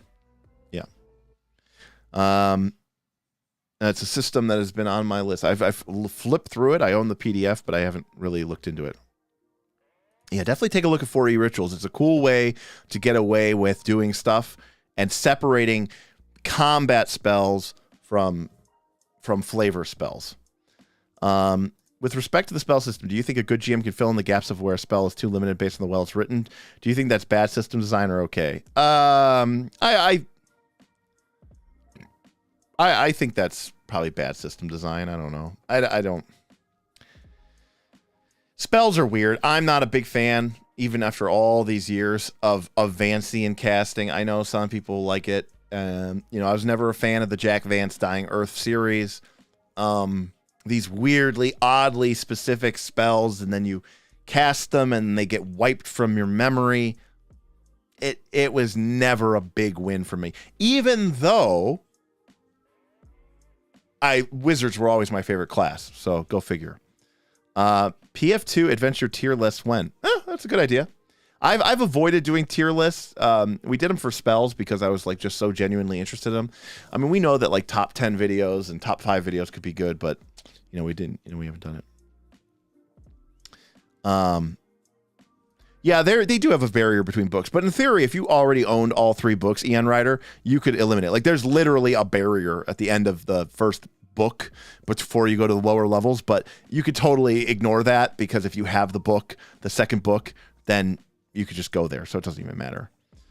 Chain of Acheron was a 5e. Oh, I'm sorry. You're right. 4e was called Dusk or something. Agents of Dusk or Dusk. I'm sorry. I don't understand how we can advocate for dice fudging, but enjoy 4e. I agree. The whole point of 4e is it's like, hey, this is like a little fun tactical miniature game with like role-playing scenes between them, which is how we always played it. Oh, breaking news. Bob says it's not going well for his party. Oh, what does that mean? Oh. I think Matt Colville and other online DMs advise love to make things more complicated for the DM, but players rarely suffer this sort of stress. Yeah, that could be true. I mean, I think I talked about before, your game should be exactly as complicated as you need it to be, and anything more than that is you're spinning your wheels. You're just wasting precious CPU cycles of your time and your players' time. So find the game system that does what you need it to do and then gets the hell out of the way. For some, that's going to be a scale for a lot of people. And you need to find where, the game is right for you. Question, that looks like regular Mountain Dew. It is Diet Mountain Dew. Diet Mountain Dew. So I'm not doing keto right now. I actually am not doing keto right now. I'm just doing standard calorie counting. What did I think of keto? Well, it was tremendously effective for me, along with paleo. Anytime I just cut out carbohydrates and I go, let's say, below 100 grams, but definitely below like 50 grams a day, I find that my blood sugar levels stabilize tremendously. I find that I do have the ability to tap into my adipose tissues and go longer durations, again, with a better blood management. My insulin levels regulate, and I'm able to go longer periods of time. It makes it far easier for me to do something like, like a 18-6 intermittent fast or something like that. But it is tremendously a pain in the butt if you're trying to be social at all. I don't mind missing pasta. I don't mind missing rice, but I do like sandwiches. I like bread. And so, yeah, I think that stuff is missing out. And I think that if you don't care, then it's great. But if the psychological pain of constantly being on a rejection does bother you, it can drive you insane. And the last thing I will say is if you go keto, but you don't have enough fiber, you will have problems going number 2. So that is the case. All right. Let us see. Sean, the Wheel of Pain, the Wheel of Pain and the Hero Point system had many flaws, Sean. Once per combat, sure. I still think the party was in rough shape, to be honest with you. The flying spellcaster with all of her spell slots and with no one in the party able to deal with her because Gwildor was dead was going to be really problematic. But yes, I mean, all of the systems didn't have enough breaks. Again, I didn't design the system with breaks because I didn't think that crazy people on the internet would ever donate that much money to either help the party or hurt the party. So it was like, for lack of imagination of what people were on the internet were willing to do in order to support or to troll a game.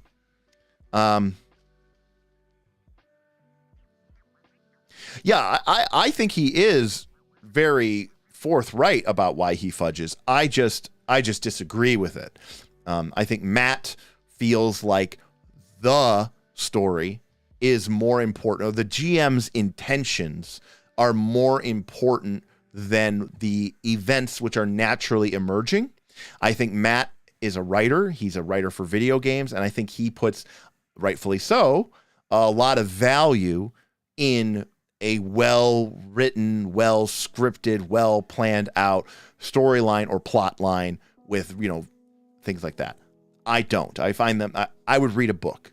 That's one of the reasons why I talked about this before. It's why I don't play Assassin's Creed or God of War or any of those games, because if I wanted that experience of getting to experience and go through a story, that's for me what fiction is for. It's what books are for.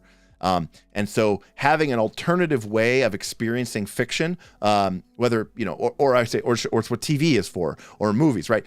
Non-interactive, right? The story is written and I am experiencing it. And for me, movies, television, books are more than enough.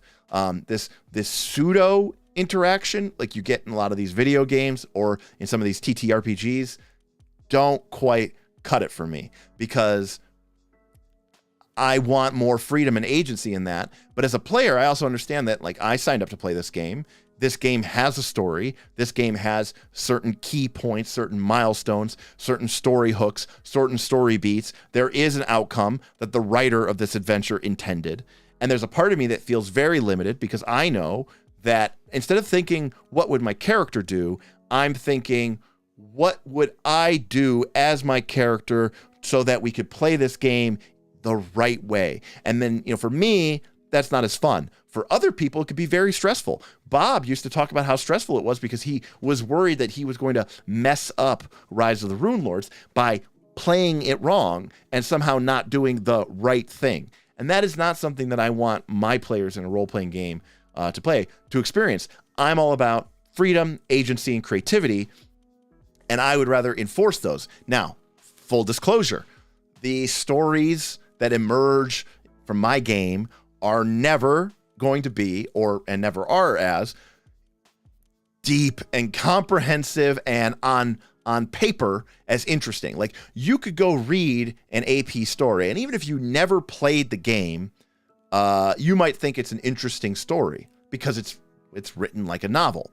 The events and the stories that happen at my table all spontaneously, if I were to write them down and then read them back to you, you would probably go, it doesn't really sound that interesting and that good. And I would agree with you that if you're basically, it's one of those, you had to be there, right? I guess another way of saying it is, I play D&D so that I can turn my Friday evenings into one big, months-long, decades-long inside joke that only the people that were there really appreciate, and we appreciate it so much. You ever meet two people and they have an inside joke? They can't even, something says something and they start laughing. They can't even say what it is. And they don't even try to explain it to you because they understand that you'll never get it. And you'll just look at them weirdly and strangely. That to me is like what D&D was designed to do. That's what role-playing games were designed to do. So that we as a group could create this own unique moment. And you know what? That's just for us. It's not for you. It's for us. And getting to create those moments with people I enjoy being around, especially my friends and loved ones, is a real treasure and a real treat. So, yeah. Anyways, 2 PCs are down in the Bob game. Oh my God. The Northern Reach has just started, Bob. What are you doing? What did you and not with Gosubiko? What did you and not with FFG's L5R as a GM? I don't fully understand this question. Gosubliko? Maybe you can clarify it. Type question and I'll try to get back to it if you're still here. But L5R is very fun and very sweet.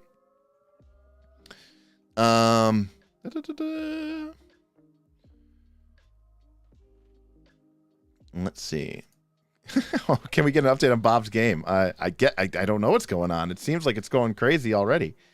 As a sort of an aside, in our Northern Reaches game, part of the objective is to level up your character. But because we want to make sure that GMs have they aren't afraid to, to pull their punches, you're allowed to die up to 3 times. Well, the third death and your character is actually dead.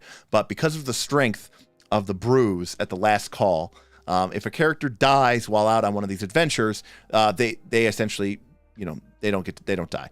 They still get the penalties, and that's the other big thing about it is the GMs will report back to the GMs, the overlords, that, hey, this is what happened in this adventure. We had numerous PC deaths. And so while those PCs will essentially respawn, there is a limit. They only get to die twice, and then if they die that third time, they're not coming back. But even outside of that, the overlords will take that information and will take the elements from that GM's adventure and work with that GM and the other GMs to take that party's failure or their success, if they're successful, and progress the game in a new direction, not along predetermined tracks. I can show you, as one of the primary overlords of Northern Reaches, we have no plot or agenda or idea for this game. It's all going to be emergent from the dozens of games that are being played each week from this 50 plus group of players, and we have no idea where it's going to end up. But what I was kind of talking about is, at the end of it, the people who are there for it are going to probably remember this thing for years and years and years, so long as this channel is around, or even maybe with some friends that they make and become lifelong friends with through our community.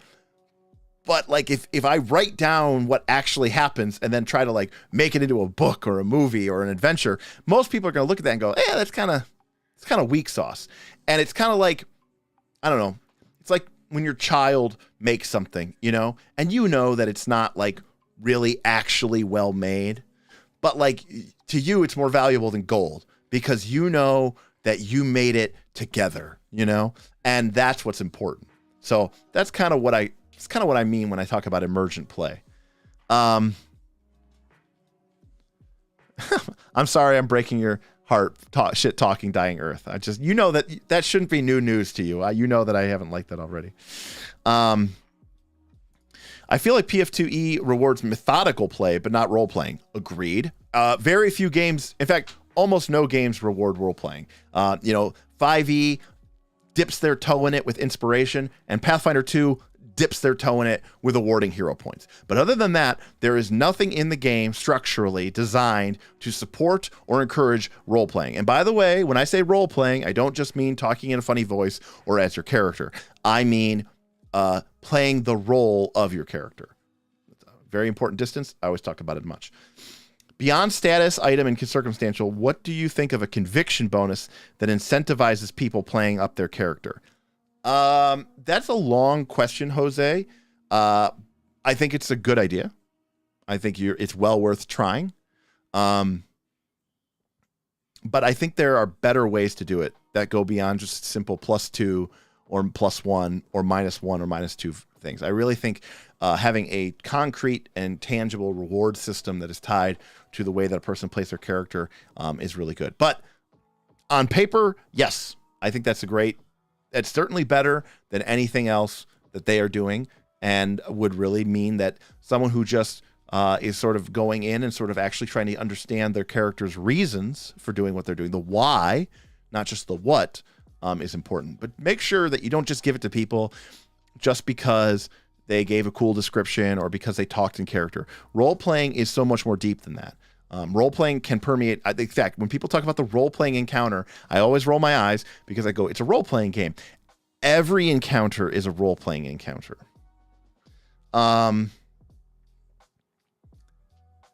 John, I 100% agree with you that one of the things I don't like about Pathfinder 2, another thing I don't like that all the spellcasters are the same. I really wish every spellcaster used something different. I wish clerics felt different than druids, felt different than wizards, felt different than sorcerers, yada, yada, yada. So I don't know that it should be spell points and spell slots, but that sounds like a beginning, something better than what we have currently. So I think that's fine. Ian Ryder, my thought on that was when I like did paleo, I used to try to do like the fake cauliflower pizza crust, and I thought, no, like if I'm going to do this, I'm going to do it. I'm going to own it. I'm going to accept the discipline. And I just tried to,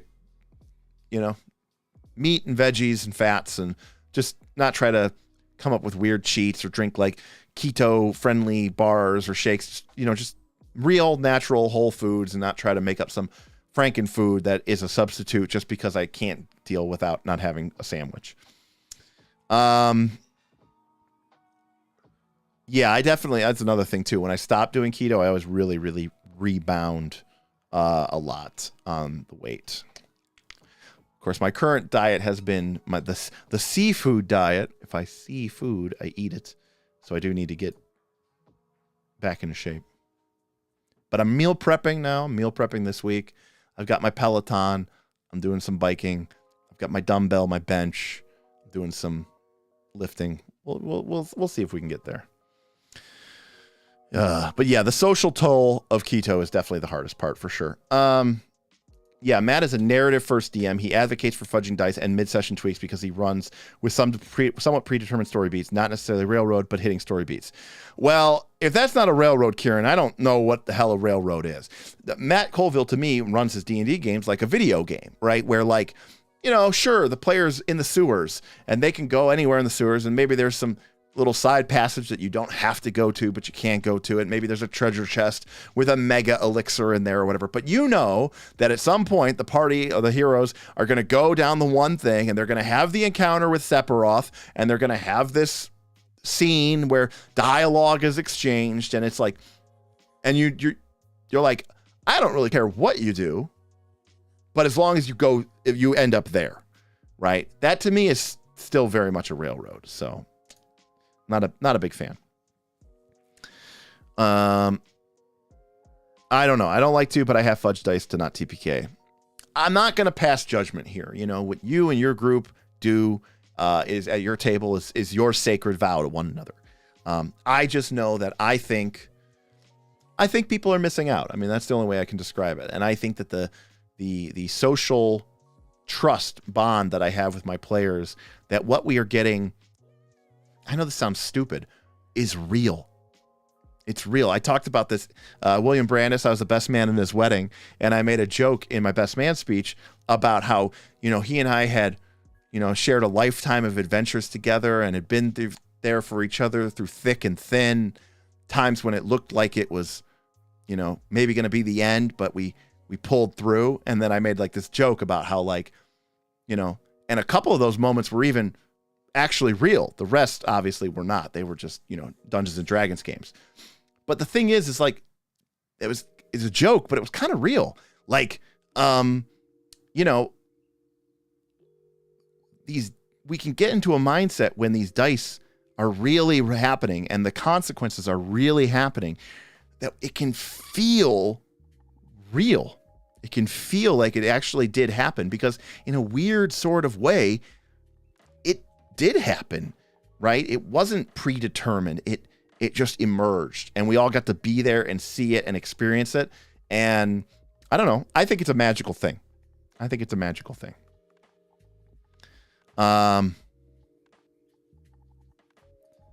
don't know, Derek. Bob's intro to PF2 did go TPK. What? Oh my God. I cannot wait to get onto the Discord server. Oh, I don't know. Maybe am I proud of Bob? I don't know. I mean, kinda. I'm kind of proud of him. I'm assuming, well, okay. That's assuming that he didn't like force and cheat to TPK them. That would obviously be silly. And it also assumes that he wasn't like grossly incompetent and created an encounter that was unwinnable and didn't provide the party with a good way to escape or otherwise have some sort of chance or awareness to sort of mitigate the circumstance. If I'm not for like, oh, we're walking down the hallway and I'm like, well, ahead of you is a nondescript 30-foot wide hallway with a few arches that meet overhead in a web of cobwebs, a few torches burn in stone sconces, and you see a few scrape marks along the ground, as if something heavy or metallic had been dragged. And the party goes, okay. Well, let's walk over. Let's check out those sconces. And I'm like, okay, well, as you step forward 5 feet, the ceiling collapses and 55,000 tons of rock fall on you. And you're all dead, no save. That isn't cool to me. So let me just be clear about that. Question, what did you like and not like the most about L5R as a GM? I seem to struggle to maximize the system as a GM since it's very narrative focused. What did I like the most? What I liked the most about L5R as a GM is that my players gained a mechanical benefit for paying attention, understanding, and reading the situation. And specifically, I apologize to people who are not familiar with Legend of the Five Rings, but in Legend of the Five Rings, instead of strength and dexterity and constitution, your character has 5 elemental scores: air, earth, water, fire, and void. These do not map to strength or dexterity. Instead, they represent a way of doing things, a philosophy, an approach. Air represents your character being elusive, deceitful, deceptive, paying attention, being very aware of what's going on, kind of sneaky. Earth represents your character being very grounded and thorough and logical. In combat, this could mean that your character is being very patient, biding their time, not moving around a lot because they're waiting for the perfect time to strike. But it could also mean that same Earth score could mean that in a tense negotiation, your character approaches it by pointing out the logical benefits to an alliance, by trying to win them over through sense and sensibility, right? So the 5 approaches map not to anything. Like, your character isn't necessarily good at being social or good at being fighting. Like, something like earth or water or fire could be used just the same in combat as it can outside of combat. The difference is that in L5R, there are NPCs, and this is all mechanical. This isn't made up. Each NPC has a demeanor, okay? And the demeanor will tell you that certain approaches are better against them, easier. Basically, in Pathfinder 2 terms, think lower DC. And certain approaches are harder against them, think higher DC. So you might have a character who has the trait arrogant. And so if you approach them and and by the way, how do you determine this? Well, there are ways that you could determine this through the course of playing the game. There are mechanics that let you learn this. But one of the other things that you can do, like, for example, there's actually a thing that you can do in the game. Like, if you can read, if you can see someone's artwork or read their poetry or read something they written in their journal, you can actually learn what their demeanor is, right? By studying the context clues of how they made this journal entry or how they wrote this poem. But if, as a GM, it is up to me, because this provides a mechanical benefit, I need to play an NPC as being kind of arrogant, because the demeanor says they have the arrogant trait. And it's up to me to play this character as being very arrogant, and I will. But as a player, if you pay attention to that, you go, okay, this character is arrogant. Number one, you can use logical sense. But number two, after playing the game for a while, you go, okay, right. If a character is arrogant, then using a water-based approach, which is very conciliatory and very shaking your hand and kind of sucking up to you and sort of being like, hey, listen, you are great. That approach makes it easier to manipulate, influence, or deal with this NPC. Whereas if you use something like fire-based approach and you try to like play up how awesome and cool you are, well, this character is very arrogant. They're very ambitious. You talking up you is going to be hard against them. That's actually going to be counterproductive. And so the DC, or in L5R terms, the test number, the TN, is higher if you use a fire-based approach than if you use a water-based approach. But not only are these mechanical things, it also gives you, the player, a directive for how to role-play your character. In game terms, it is, if you're trying to convince someone by being nice and generous, it is stat plus your courtesy roll. But if I am using fire to do that versus using water to do that versus using earth to do that, the way that we all understand at the table in the fiction of the game what is going on, how it's going on, the way you might describe your character, whether you are talking in character, actually physically describing the words that you have with the voice and personality of your character, or just the way that you describe it. You say, right? Because this is something that we learned from Dungeon World, right? This was one of our principles, right? Begin and end with fiction. So if I want to use my water ring, then I can't describe my action as me being very, inflammatory and very, hyped up and very demanding and very in his face, because if I did that in the fiction, then that is the fire approach, and I am going to roll my fire ring. If I want to roll with my water ring, then I need to make sure that my action, the fiction of my action, aligns with a water-based approach, which again is very much more like, stroking the ego and being very fluidic and adaptable and sort of just going with the flow, which is a very water-based thing to do. So I loved that. What did I struggle with?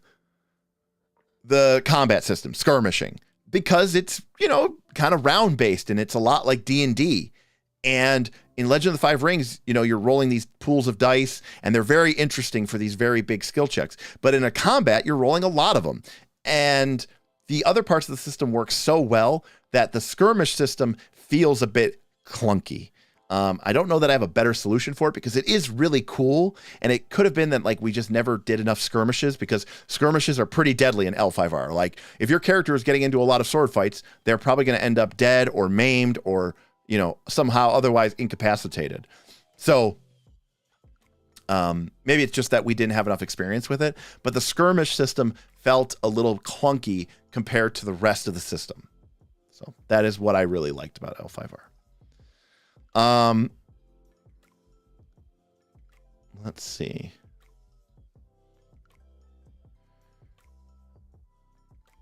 Oh, goodness. Did Bob not know how to do math? Oh my gosh. Well, I'm glad there's going to be no drama here on the second or third day of our Northern Reaches game. Looks like they already answered your question, but no, it is not too late. Season 1 lasts until Thanksgiving.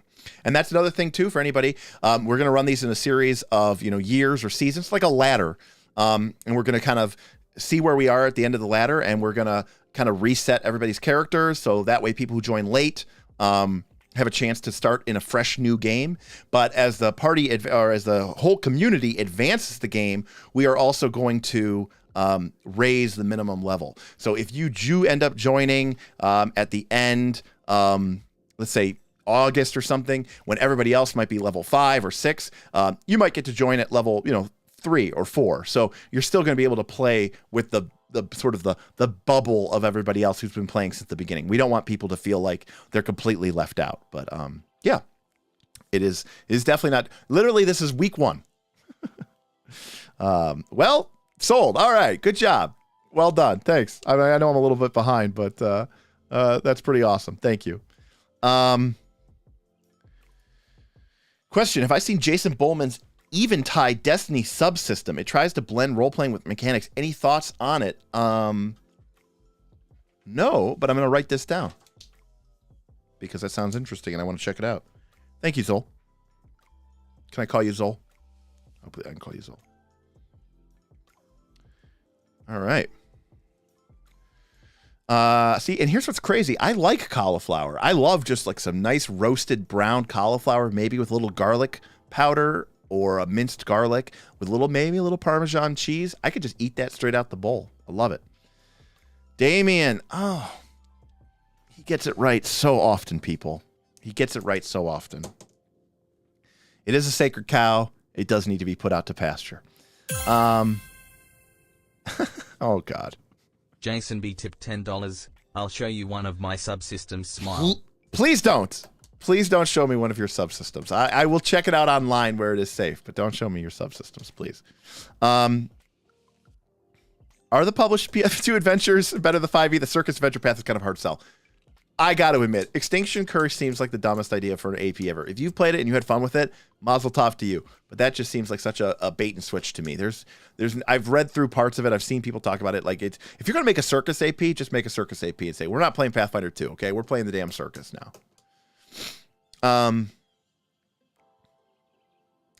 Let's see.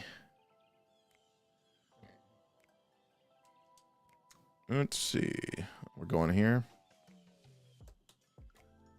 Lance Quagmire says plus grab. That is correct. PF2 is an unforgiving game. I agree.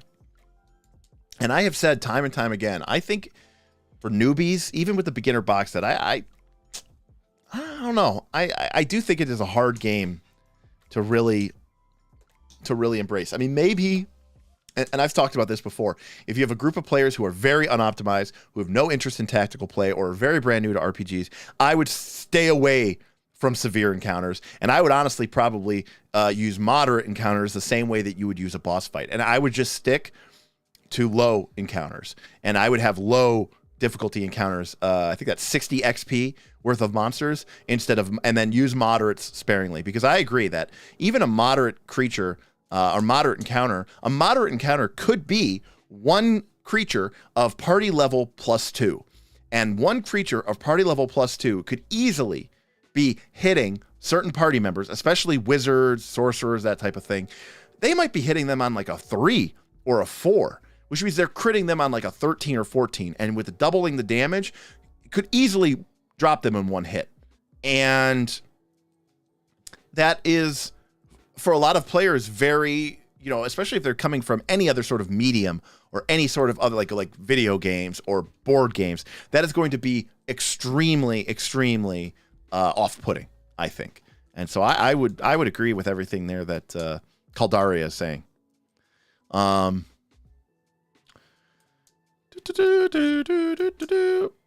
Yeah, Brandis does like the 5e adventures.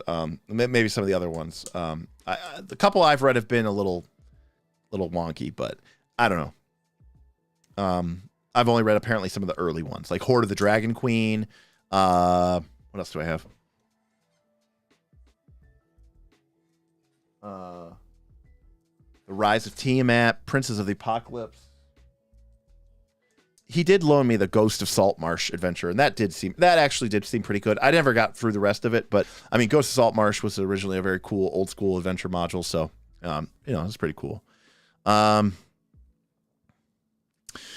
Storm Phoenix, that's great. I think who's running that? Big Bucket, I think, is running that in the community game, and I'm really happy about it. We were talking about it, and then I was saying oh, do I need to run an L5R game? And he was like, I'm going to run one. And I was like, yeah, do it. And I was like, oh, I felt bad because I couldn't get one scheduled. So I was really happy that he finally scheduled one, because I do think it is a fun system. Does it have flaws? Of course it does.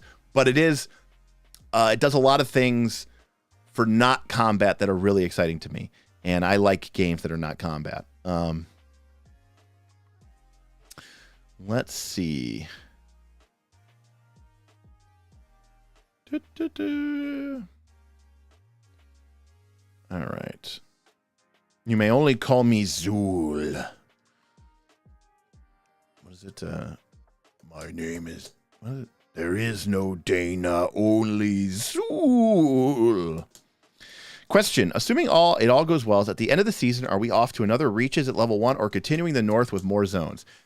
Well... I mean, depending on how it goes, right? Depending on how the players play and the GMs evolve the storyline, maybe everything's dead and everything's covered in a second Ice Age. But all things being equal, I think the idea is that, yes, it will be the same area with sort of expanded scope, with new ideas, new systems. We'll sort of add layers of complexity.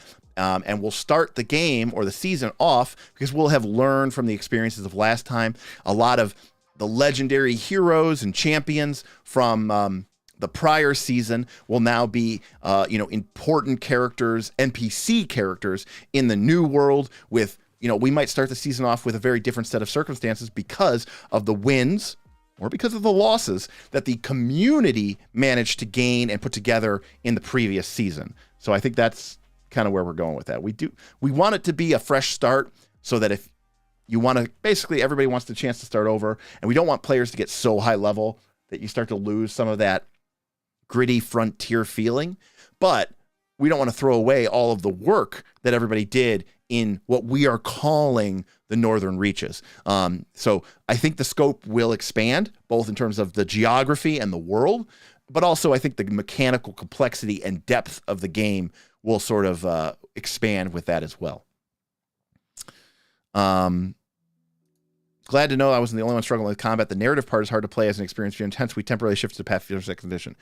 And that's fine. I think that's great as well. I if we can get a Pathfinder 2, live play to this channel, even if we're only doing it once a month or twice a month, I think it'll be really fun. I think it'll be a great way to show people, because again, there's a lot of things that you'll even watch there and go, okay, I don't want to play this game. I don't want to play fantasy Bushido samurai in a brutal world. But I really like the way that these mechanics handle things. Is there a way for me to take that and brew that for my next Pathfinder 2 game or my next 5e game and, use that? That alone is a win. So yeah. James says that Ruby Phoenix set the bar, but Quest of the Frozen Flame is top tier. Well, that's good. Again, it interested me. APs aren't my thing, but the setting and the tone of the game was different enough, and I realized that is not a game that I would normally ever run. Like, it's just not something that's in my zeitgeist, but it also appealed to me at the same time. And again, for me, it just feels very much like the wildlings of Game of Thrones. And I was a big fan of the Free Folk. So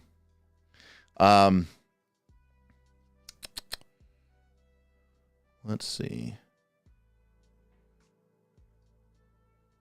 You say here's a Horde of the Dragon Queen is garbage. All right, I'll buy that. Low encounters for mobs and modders for solos. Got it. I'm secretly afraid to run Pathfinder 2. This is so great. Yeah, I think if you do that, and then here's the beautiful thing. You can always turn the difficulty up in the next session or the next encounter. I don't recommend doing it mid combat. I know some people do that. I don't. But, you can get a lot of mileage out of it. And if your group isn't great and they don't know the system and they're not playing it optimally, they are still going to be challenged by these fights. The game, I think, is really balanced around the idea of people playing at a very optimal level, and the adventure paths are written that way. And so I would definitely consider toning them down one step if you want to make something a little bit more newbie friendly. Let's see. Yes, I agree with Storm Phoenix. Yes. Connie's nomads, smell like cabbage. Small hands. Not my cabbages. Is there a section or video where you explain how the community game works? No, Jose, but it's funny that you asked that. I am supposed to do a Northern Reaches trailer extravaganza this week. Hey,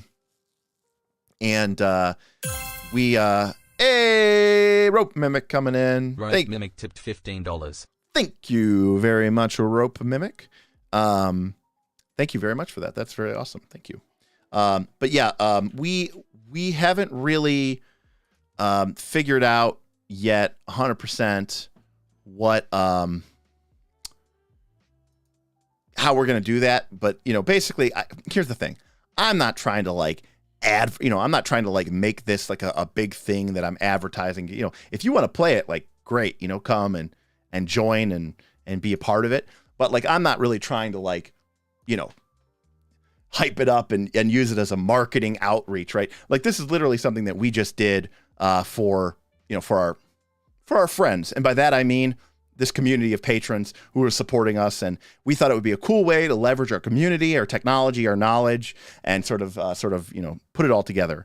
So thank you, Rope Mimic, for putting us to $100. The internet does not, in fact, hate me. I'm going to, let's see here.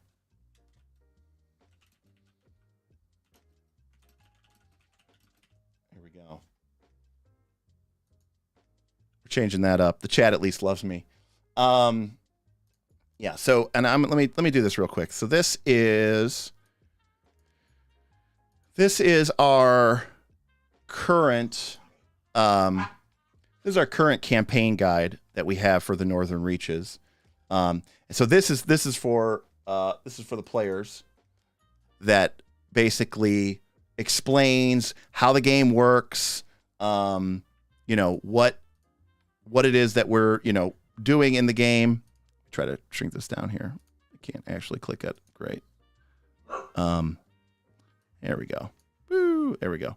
And so, yeah, so this basically explains how the adventuring phases work, how your character becomes locked out by certain things in the game, you know, what the campaign works, what the clock is, and just kind of goes through what it means to be a player, and some of the specific rules and how the adventuring works in this shared space and all this other stuff. And, you know, this is all something that you get when you just, you know, when you play the game and everything like that. And we'll probably do a video that we talk about it. And, you know, my dogs get real excited whenever I'm streaming. So let me go close this door.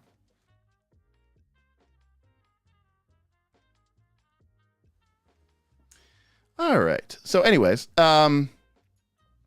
I thought the $100 goal was confirming that the internet hates me. No, it was saying, please tip me. The internet hates me, and I want you guys to love me. I need your approval and your money. So yeah, so, you know, so we put together, you know, we put together this player's guide for the players, but this is also an opportunity for you to learn to be a game master, because, you know, you're not committed to running an ongoing campaign.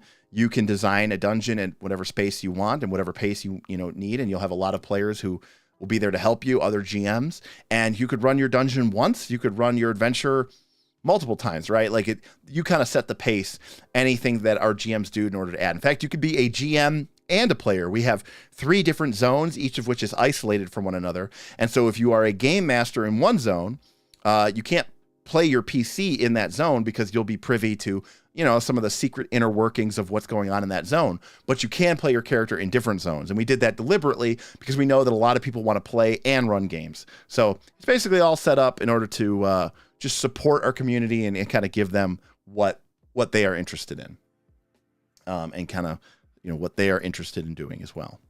And then we also have a GM guide as well. And again, that is basically for people to be able to listen, or rather learn. It's got a lot, not some of it is mechanical, but honestly, a lot of it is really just my personal take on, you know, on gaming and what I feel like, you know, what I feel like gaming should be. I know that sounds kind of, you know, mean, but like, what do I feel like, you know, a campaign should be like? So this has just got, it's a lot of essays. Let me find the thing here. It's a lot of essays from me about how to build a dungeon, how to build an adventure that's going to work inside of our shared game, along with just some of my, we'll call them generic adventure tips. And so again, there's just a lot of information you can see there. Don't touch the dice. You know, hey, look, the players could die multiple times. You don't have to worry about saving them. They are putting their own life in their own hands. And so again, there's just a lot of ideas here about things to include, ways to make your adventure better, and all that other stuff. So again, it is, you know, it's for $5 a month. And then you get to play in our game, and it's pretty cool. I mean, we like it. We certainly like it, and we think that people will as well. So, wow, it's already 9:30. Wow, we went way over. So, gee, I think that might be it for the live stream today, folks. You love the list of cliches in the back. Yeah, exactly. Yeah, I say, what What do I say? Things to avoid. I say, avoid stereotypical material. Rescuing someone's kidnapped daughter, solving a murder perpetrated by a doppelganger, retrieving an ancient artifact, battling a deranged wizard or a sorcerer, repelling a simple humanoid infestation, defeating an undead army, preventing the takeover or assimilation of the town, right? Not because those are bad. If they're in your home game with your new players, but like we have 15 GMs running these games. Like if everybody is making the same kind of stories and the same kind of dungeons and the same kind of adventures, it's going to get old hat real quick, brand new rule. Zolgathar had it right. Reading. Oh, that's good. That's good. Oh, that is true. Oh man, we're going to rip him apart endlessly for this, for sure. Okay. I asked Bob an important question. Could they run away? He said yes. So in my opinion, it is fine. Okay. I mean, that is, you can only hold their hand for so much. At some point, you got to take off the training wheels. And if they fall at that point, that is on them. So that's pretty great. We will be back Thursday, and I'm going to be doing Spells of Magic. We are doing level 3. I haven't decided if we're going to do Occult or Primal. We'll probably not do Arcane. We'll do probably Arcane last. So we'll probably work our way backwards. So we'll probably do Occult level 3 for our spells, and all spells ranked. ASR, the ongoing live stream that we're getting our way to be a little bit more than a third through it, because the spell levels do shrink down. So probably when you're through level 3 or 4, you're probably actually halfway done with all the spells, just because the spell lists do get so small as you get higher and higher level. We're gonna be back for that, and then in the next 1 to 2, 3 weeks, we're gonna try to get a game going. We're gonna try to get maybe several games going. A Pathfinder 2 game. Quest for the Frozen Flame seems probable, seems likable, but the patrons are demanding. They want to see Legend of the Five Rings or Dungeon World or some other crazy games, some Monster Hearts. Boy, don't I know it. It's probably one of the few games where I'm legitimately jealous of people playing. I normally don't mind being the GM, or I even enjoy it more than being a player, but maybe not with Monster Hearts. But it's unfortunate, sad. But yeah, so we'll see what rolls out from there, and of course we'll be we'll keep you informed. We're nothing if not transparent. So I want to say thank you to everybody who supported tonight, who gave us a tip, gave us a super chat, gave us a Stream Elements tip. If you subscribe to the Patreon, God bless you. That's for me, certainly more important than the money. I love it. I love the tip. I'll take the tip. I'd rather you give me $5 on the Discord, on the Patreon, than, a $20 tip, because I think showing people what it is that we're building and being part of the community that we're trying to establish is kind of what really this channel has all become about. So that's fine. Okay. We all do. Listen, we're amongst friends here now. So we just hang out. No one here is that persnickety, and I'm definitely not that persnickety. And Zolgathor, I think that'd be great. I think that's important. Remember, my channel is about entertainment and education. I want people to actually learn how to play these games. That's why it's so important to me. I've struggled with it even with our AP before we went live, but even after we went live, I want people to see stats. I want people to see the dice rolls. I want them to understand the mechanics of these games. This is not just a soap opera being, where under the auspices of an RPG game. This is a real RPG game. And I think RPG games are awesome, and that includes the mechanics. So if we pick a game that isn't Pathfinder 2, I will probably definitely do a session or a live stream, or at least a video where I say, I am going to give you the rundown on this system. I want you to be able to follow along at home. Doc sample. Aaron, aka William Brandis, he just got Conan 2D20 in the mail. I'll probably be looking through it on Friday when I'm over at his place. I'm still making my way through Dune Adventures in the Imperium. I've been playing a Star Trek Adventures game, actually playing as a player. Damian Williams on the community is running our Star Trek Adventures game, and I'm really digging the 2D20 system. I'm interested to see how each genre and each IP has a little bit different of a tweak. And obviously the games have come out since like 2018 or so. So they've made certain changes. And sometimes these games get better as you get further along because they kind of figured out some of their mistakes on some of the earlier games. So anyways, it's very excited. Well, Zolgathar, it's not for everybody, right? The game is very different. It is a fantasy Bushido simulator is the best way I can describe it. It works and operates on a very different level than a lot of RPGs. But I agree. It's currently one of my most favorite RPGs. Certainly one that's come out in the last 5 years. And, I agree, William. I kind of want to buy all the 2D20 books too. I think they're kind of nice. I like them. They've got great production quality. I like the art. They're really well integrated with the IP that they're borrowing from. And for the most cases, I like the IPs that they have been doing. So, L5R on a GNS scale. Actually, L5R, I was thinking about this the other day. I want to create a new system, Rope Mimic, and I'm going to call it Gens. Okay? Gens. Gens. So it's going to be for the gamist, emulation, narrative, and simulation. Because I think there is a distinct difference between emulation and simulation. Zolgathor GNS stands for Gamist Narrative Simulation. It's an old, from like the late 90s, RPG theory about how to score and to compare and contrast different role-playing games by scoring them based on what the game does and how does it use the text of the role-playing game system in order to achieve certain interesting aims. And it does this originally under the idea of mechanics that are gamist thinking, that are narrative thinking, that are simulationist thinking.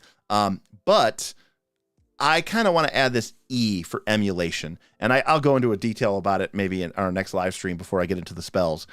But on a strict Rope Mimic, on a strict GNS, I would say that L5R is like a gamist 7.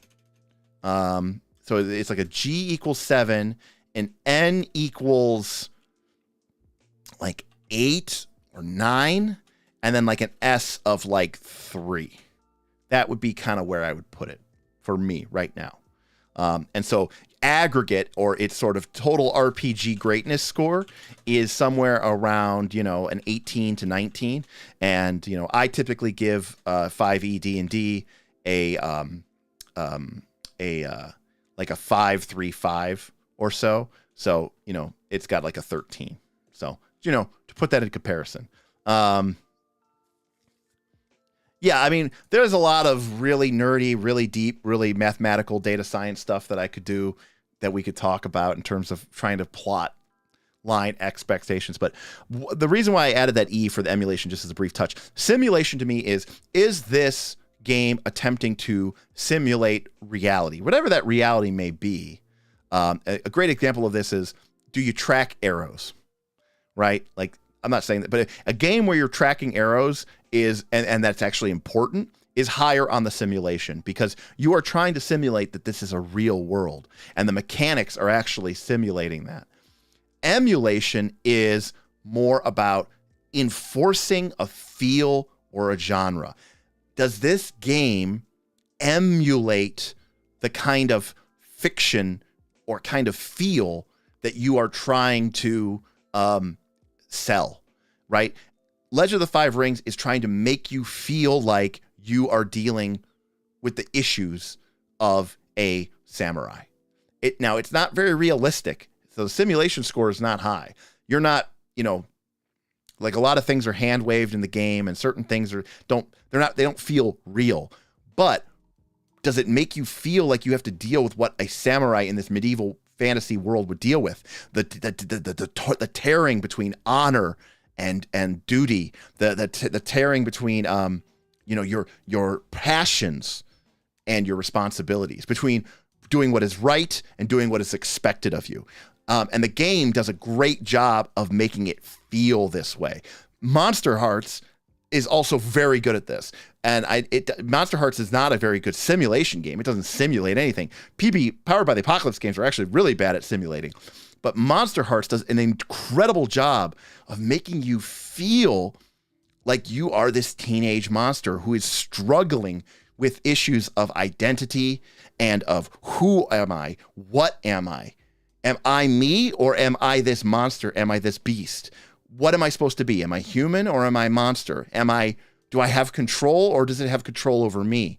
And it makes you feel that way at the game table. And I think that is something that is very powerful in role-playing games. And the role-playing games that I have really been affected by the most, in my experience, have been the games that always had this element. And I didn't feel like it was properly represented by the term of simulation, but instead emulation. So, yeah, masks. Exactly, Aaron. Exactly. I mean, I don't think it's empathic. I mean, emulation is the reproduction of a right, to emulate something, right? You're like an emulator, right? Emulate, this thing is supposed to now be like an NES because it's an NES emulator. So is this a Bushido Samurai angst emulator? And I feel like it is. I feel like it actually accomplishes that goal. It imitates it. It accomplishes the feel. It might not be the right word. I don't know. It's just something that I thought about like literally the other day when I was trying to think of something, and I just said something else.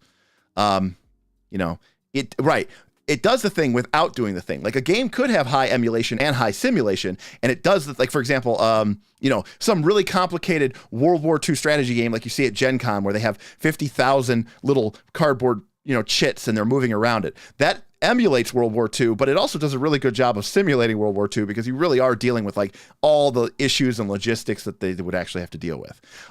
So emulation is like a way of getting it without getting it. Like a great example of this would be like in Forbidden Lands.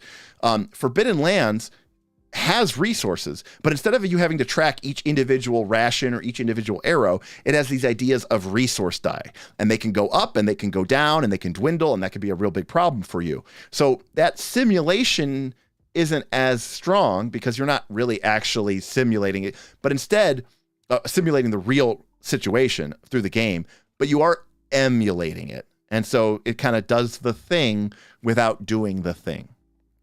I don't know if that makes sense. Because in my mind, simulation, I think of like the Matrix. It's like, is this a simulation? Is it a copy of reality? Is it doing a good job of really accounting for all of the, things that we have? Ultimate Wilderness from PF1 had the discovery point system for exploration. That was, to me, low on the simulation, but high on the gamist, but higher on the emulation, because it was trying to give you the feel of discovery, of being a part of this world and finding these hidden secrets without actually having to like plot a course using an azimuth and a map. Whereas when we played RA, Rapanathuk, Aaron, which we talked about on our podcast, our last episode of the podcast, and we got a new one probably coming out here in the next week or so, but we talked about our overland travel woes. That game was very, very simulationist, and I would argue very low emulation, very low even probably gamist, and low narrative. It was really a simulation of what would it be like to be in these woods and have to deal with the issues that we're dealing with. So essentially, you mean you might want a lower simulation but higher emulation score, as it could mean success in simplicity for the system. It could be, Zol. And in some cases, I think that is the case. It is, what can happen. And you sacrifice some realism, but you get a lot of the feel. It's kind of like diet soda, same taste, but not the calories. So I don't know. Maybe that's kind of the way I'm thinking of it. Right. And that is why that was great, because it felt very real. It felt very simulated. In fact, like you said, it was well remembered because it felt real. BSG board game is a great example of strong emulation, right? You feel the nature of what it would be like to be on a Battlestar Galactica, and have to deal with the tensions of Cylons hidden amongst your friends. People who you trusted turn out to be robots. Like, it's a whole thing. Yeah, well, Weasel Lord, that's good. We were supposed to end like 15 minutes ago, but then I started going off on a whole tangent about GNS.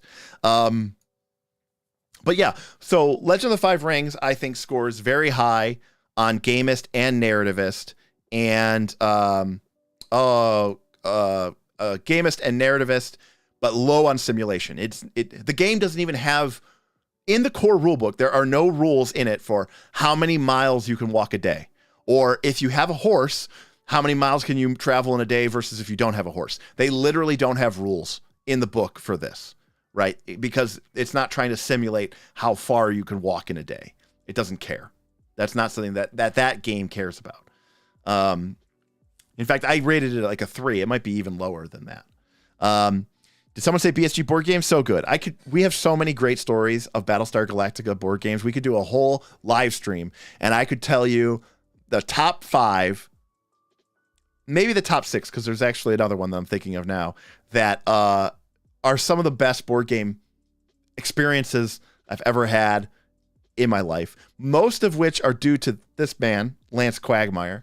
But really incredible board game. But it is a game that is incredible and amazing if you're playing with a group of players who likes board games and knows the Battlestar Galactica franchise, which, to be clear, 15 years ago or whatever, when the game came out, was a lot more people than it is today.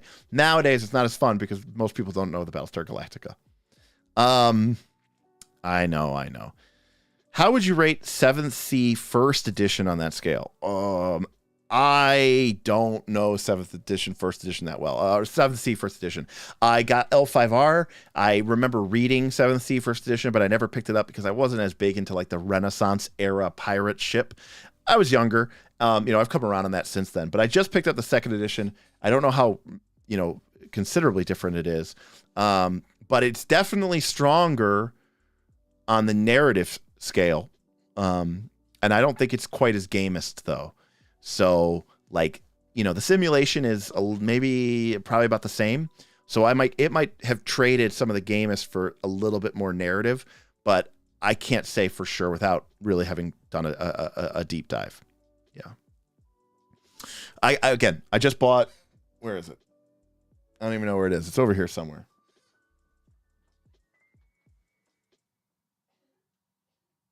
Anyways, I just bought the 7th Sea 2nd edition. Oh, here it is. Okay, we just bought this, and I'm looking forward to digging into that. So, okay, is it really the same taste though? No, it's not. In fact, I like it better. Normal Mountain Dew is so cloyingly sweet, I can't actually even drink it. All right.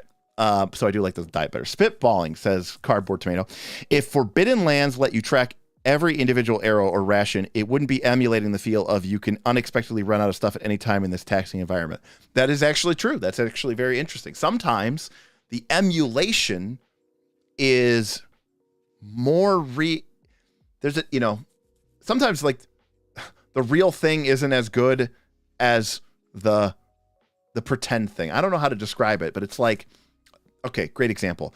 People see pictures of like the Taj Mahal or the pyramids or the Eiffel Tower, right? And you see these beautiful postcards or these wonderful National Geographic videos. And then you get there and, it's a cloudy day, or there's like 8 million tourists all buzzing about the thing. And then whenever you saw pictures of it, it was never like this. And in some ways, and so you go, I'm going to take a picture of the Eiffel Tower, but that picture doesn't really capture it. It's real, but it doesn't really capture it, right? It's almost like the fake thing, the produced thing, does a better job of selling you on what that thing should feel like than actually being there does. And I've actually had this happen to me the day I visited the Eiffel Tower. It was a very cloudy, very low clouds, rainy day in Paris. And we went to the top and we couldn't see shit.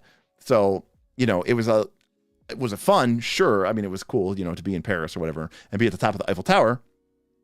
But it didn't like, oh, I'm going to be at the top of the Eiffel Tower. I'm going to look at all these panoramic views. It's like, no, I didn't get to experience that. Right. So, yeah.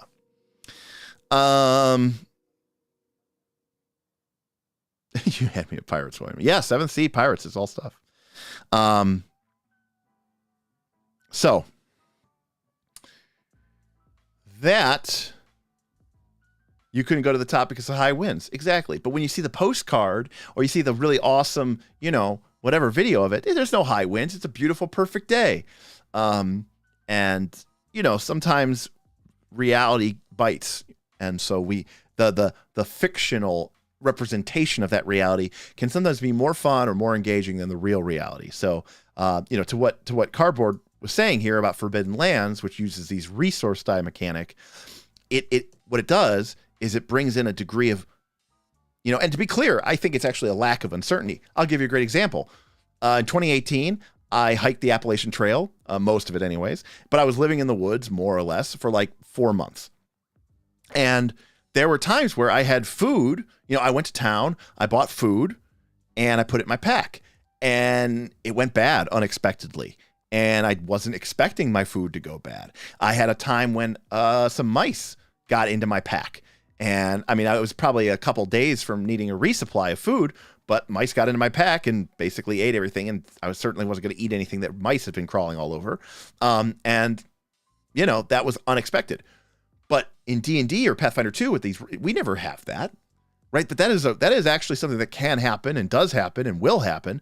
But in our simulationist games, ironically, it doesn't really happen. You know, you write those 17 rations on your character sheet at the beginning of the frickin' game because it comes with the Adventurers Pack. And when you're level 20 and you're retiring the character and you still have like 11 of them on your character sheet, and in your mind, they're still good.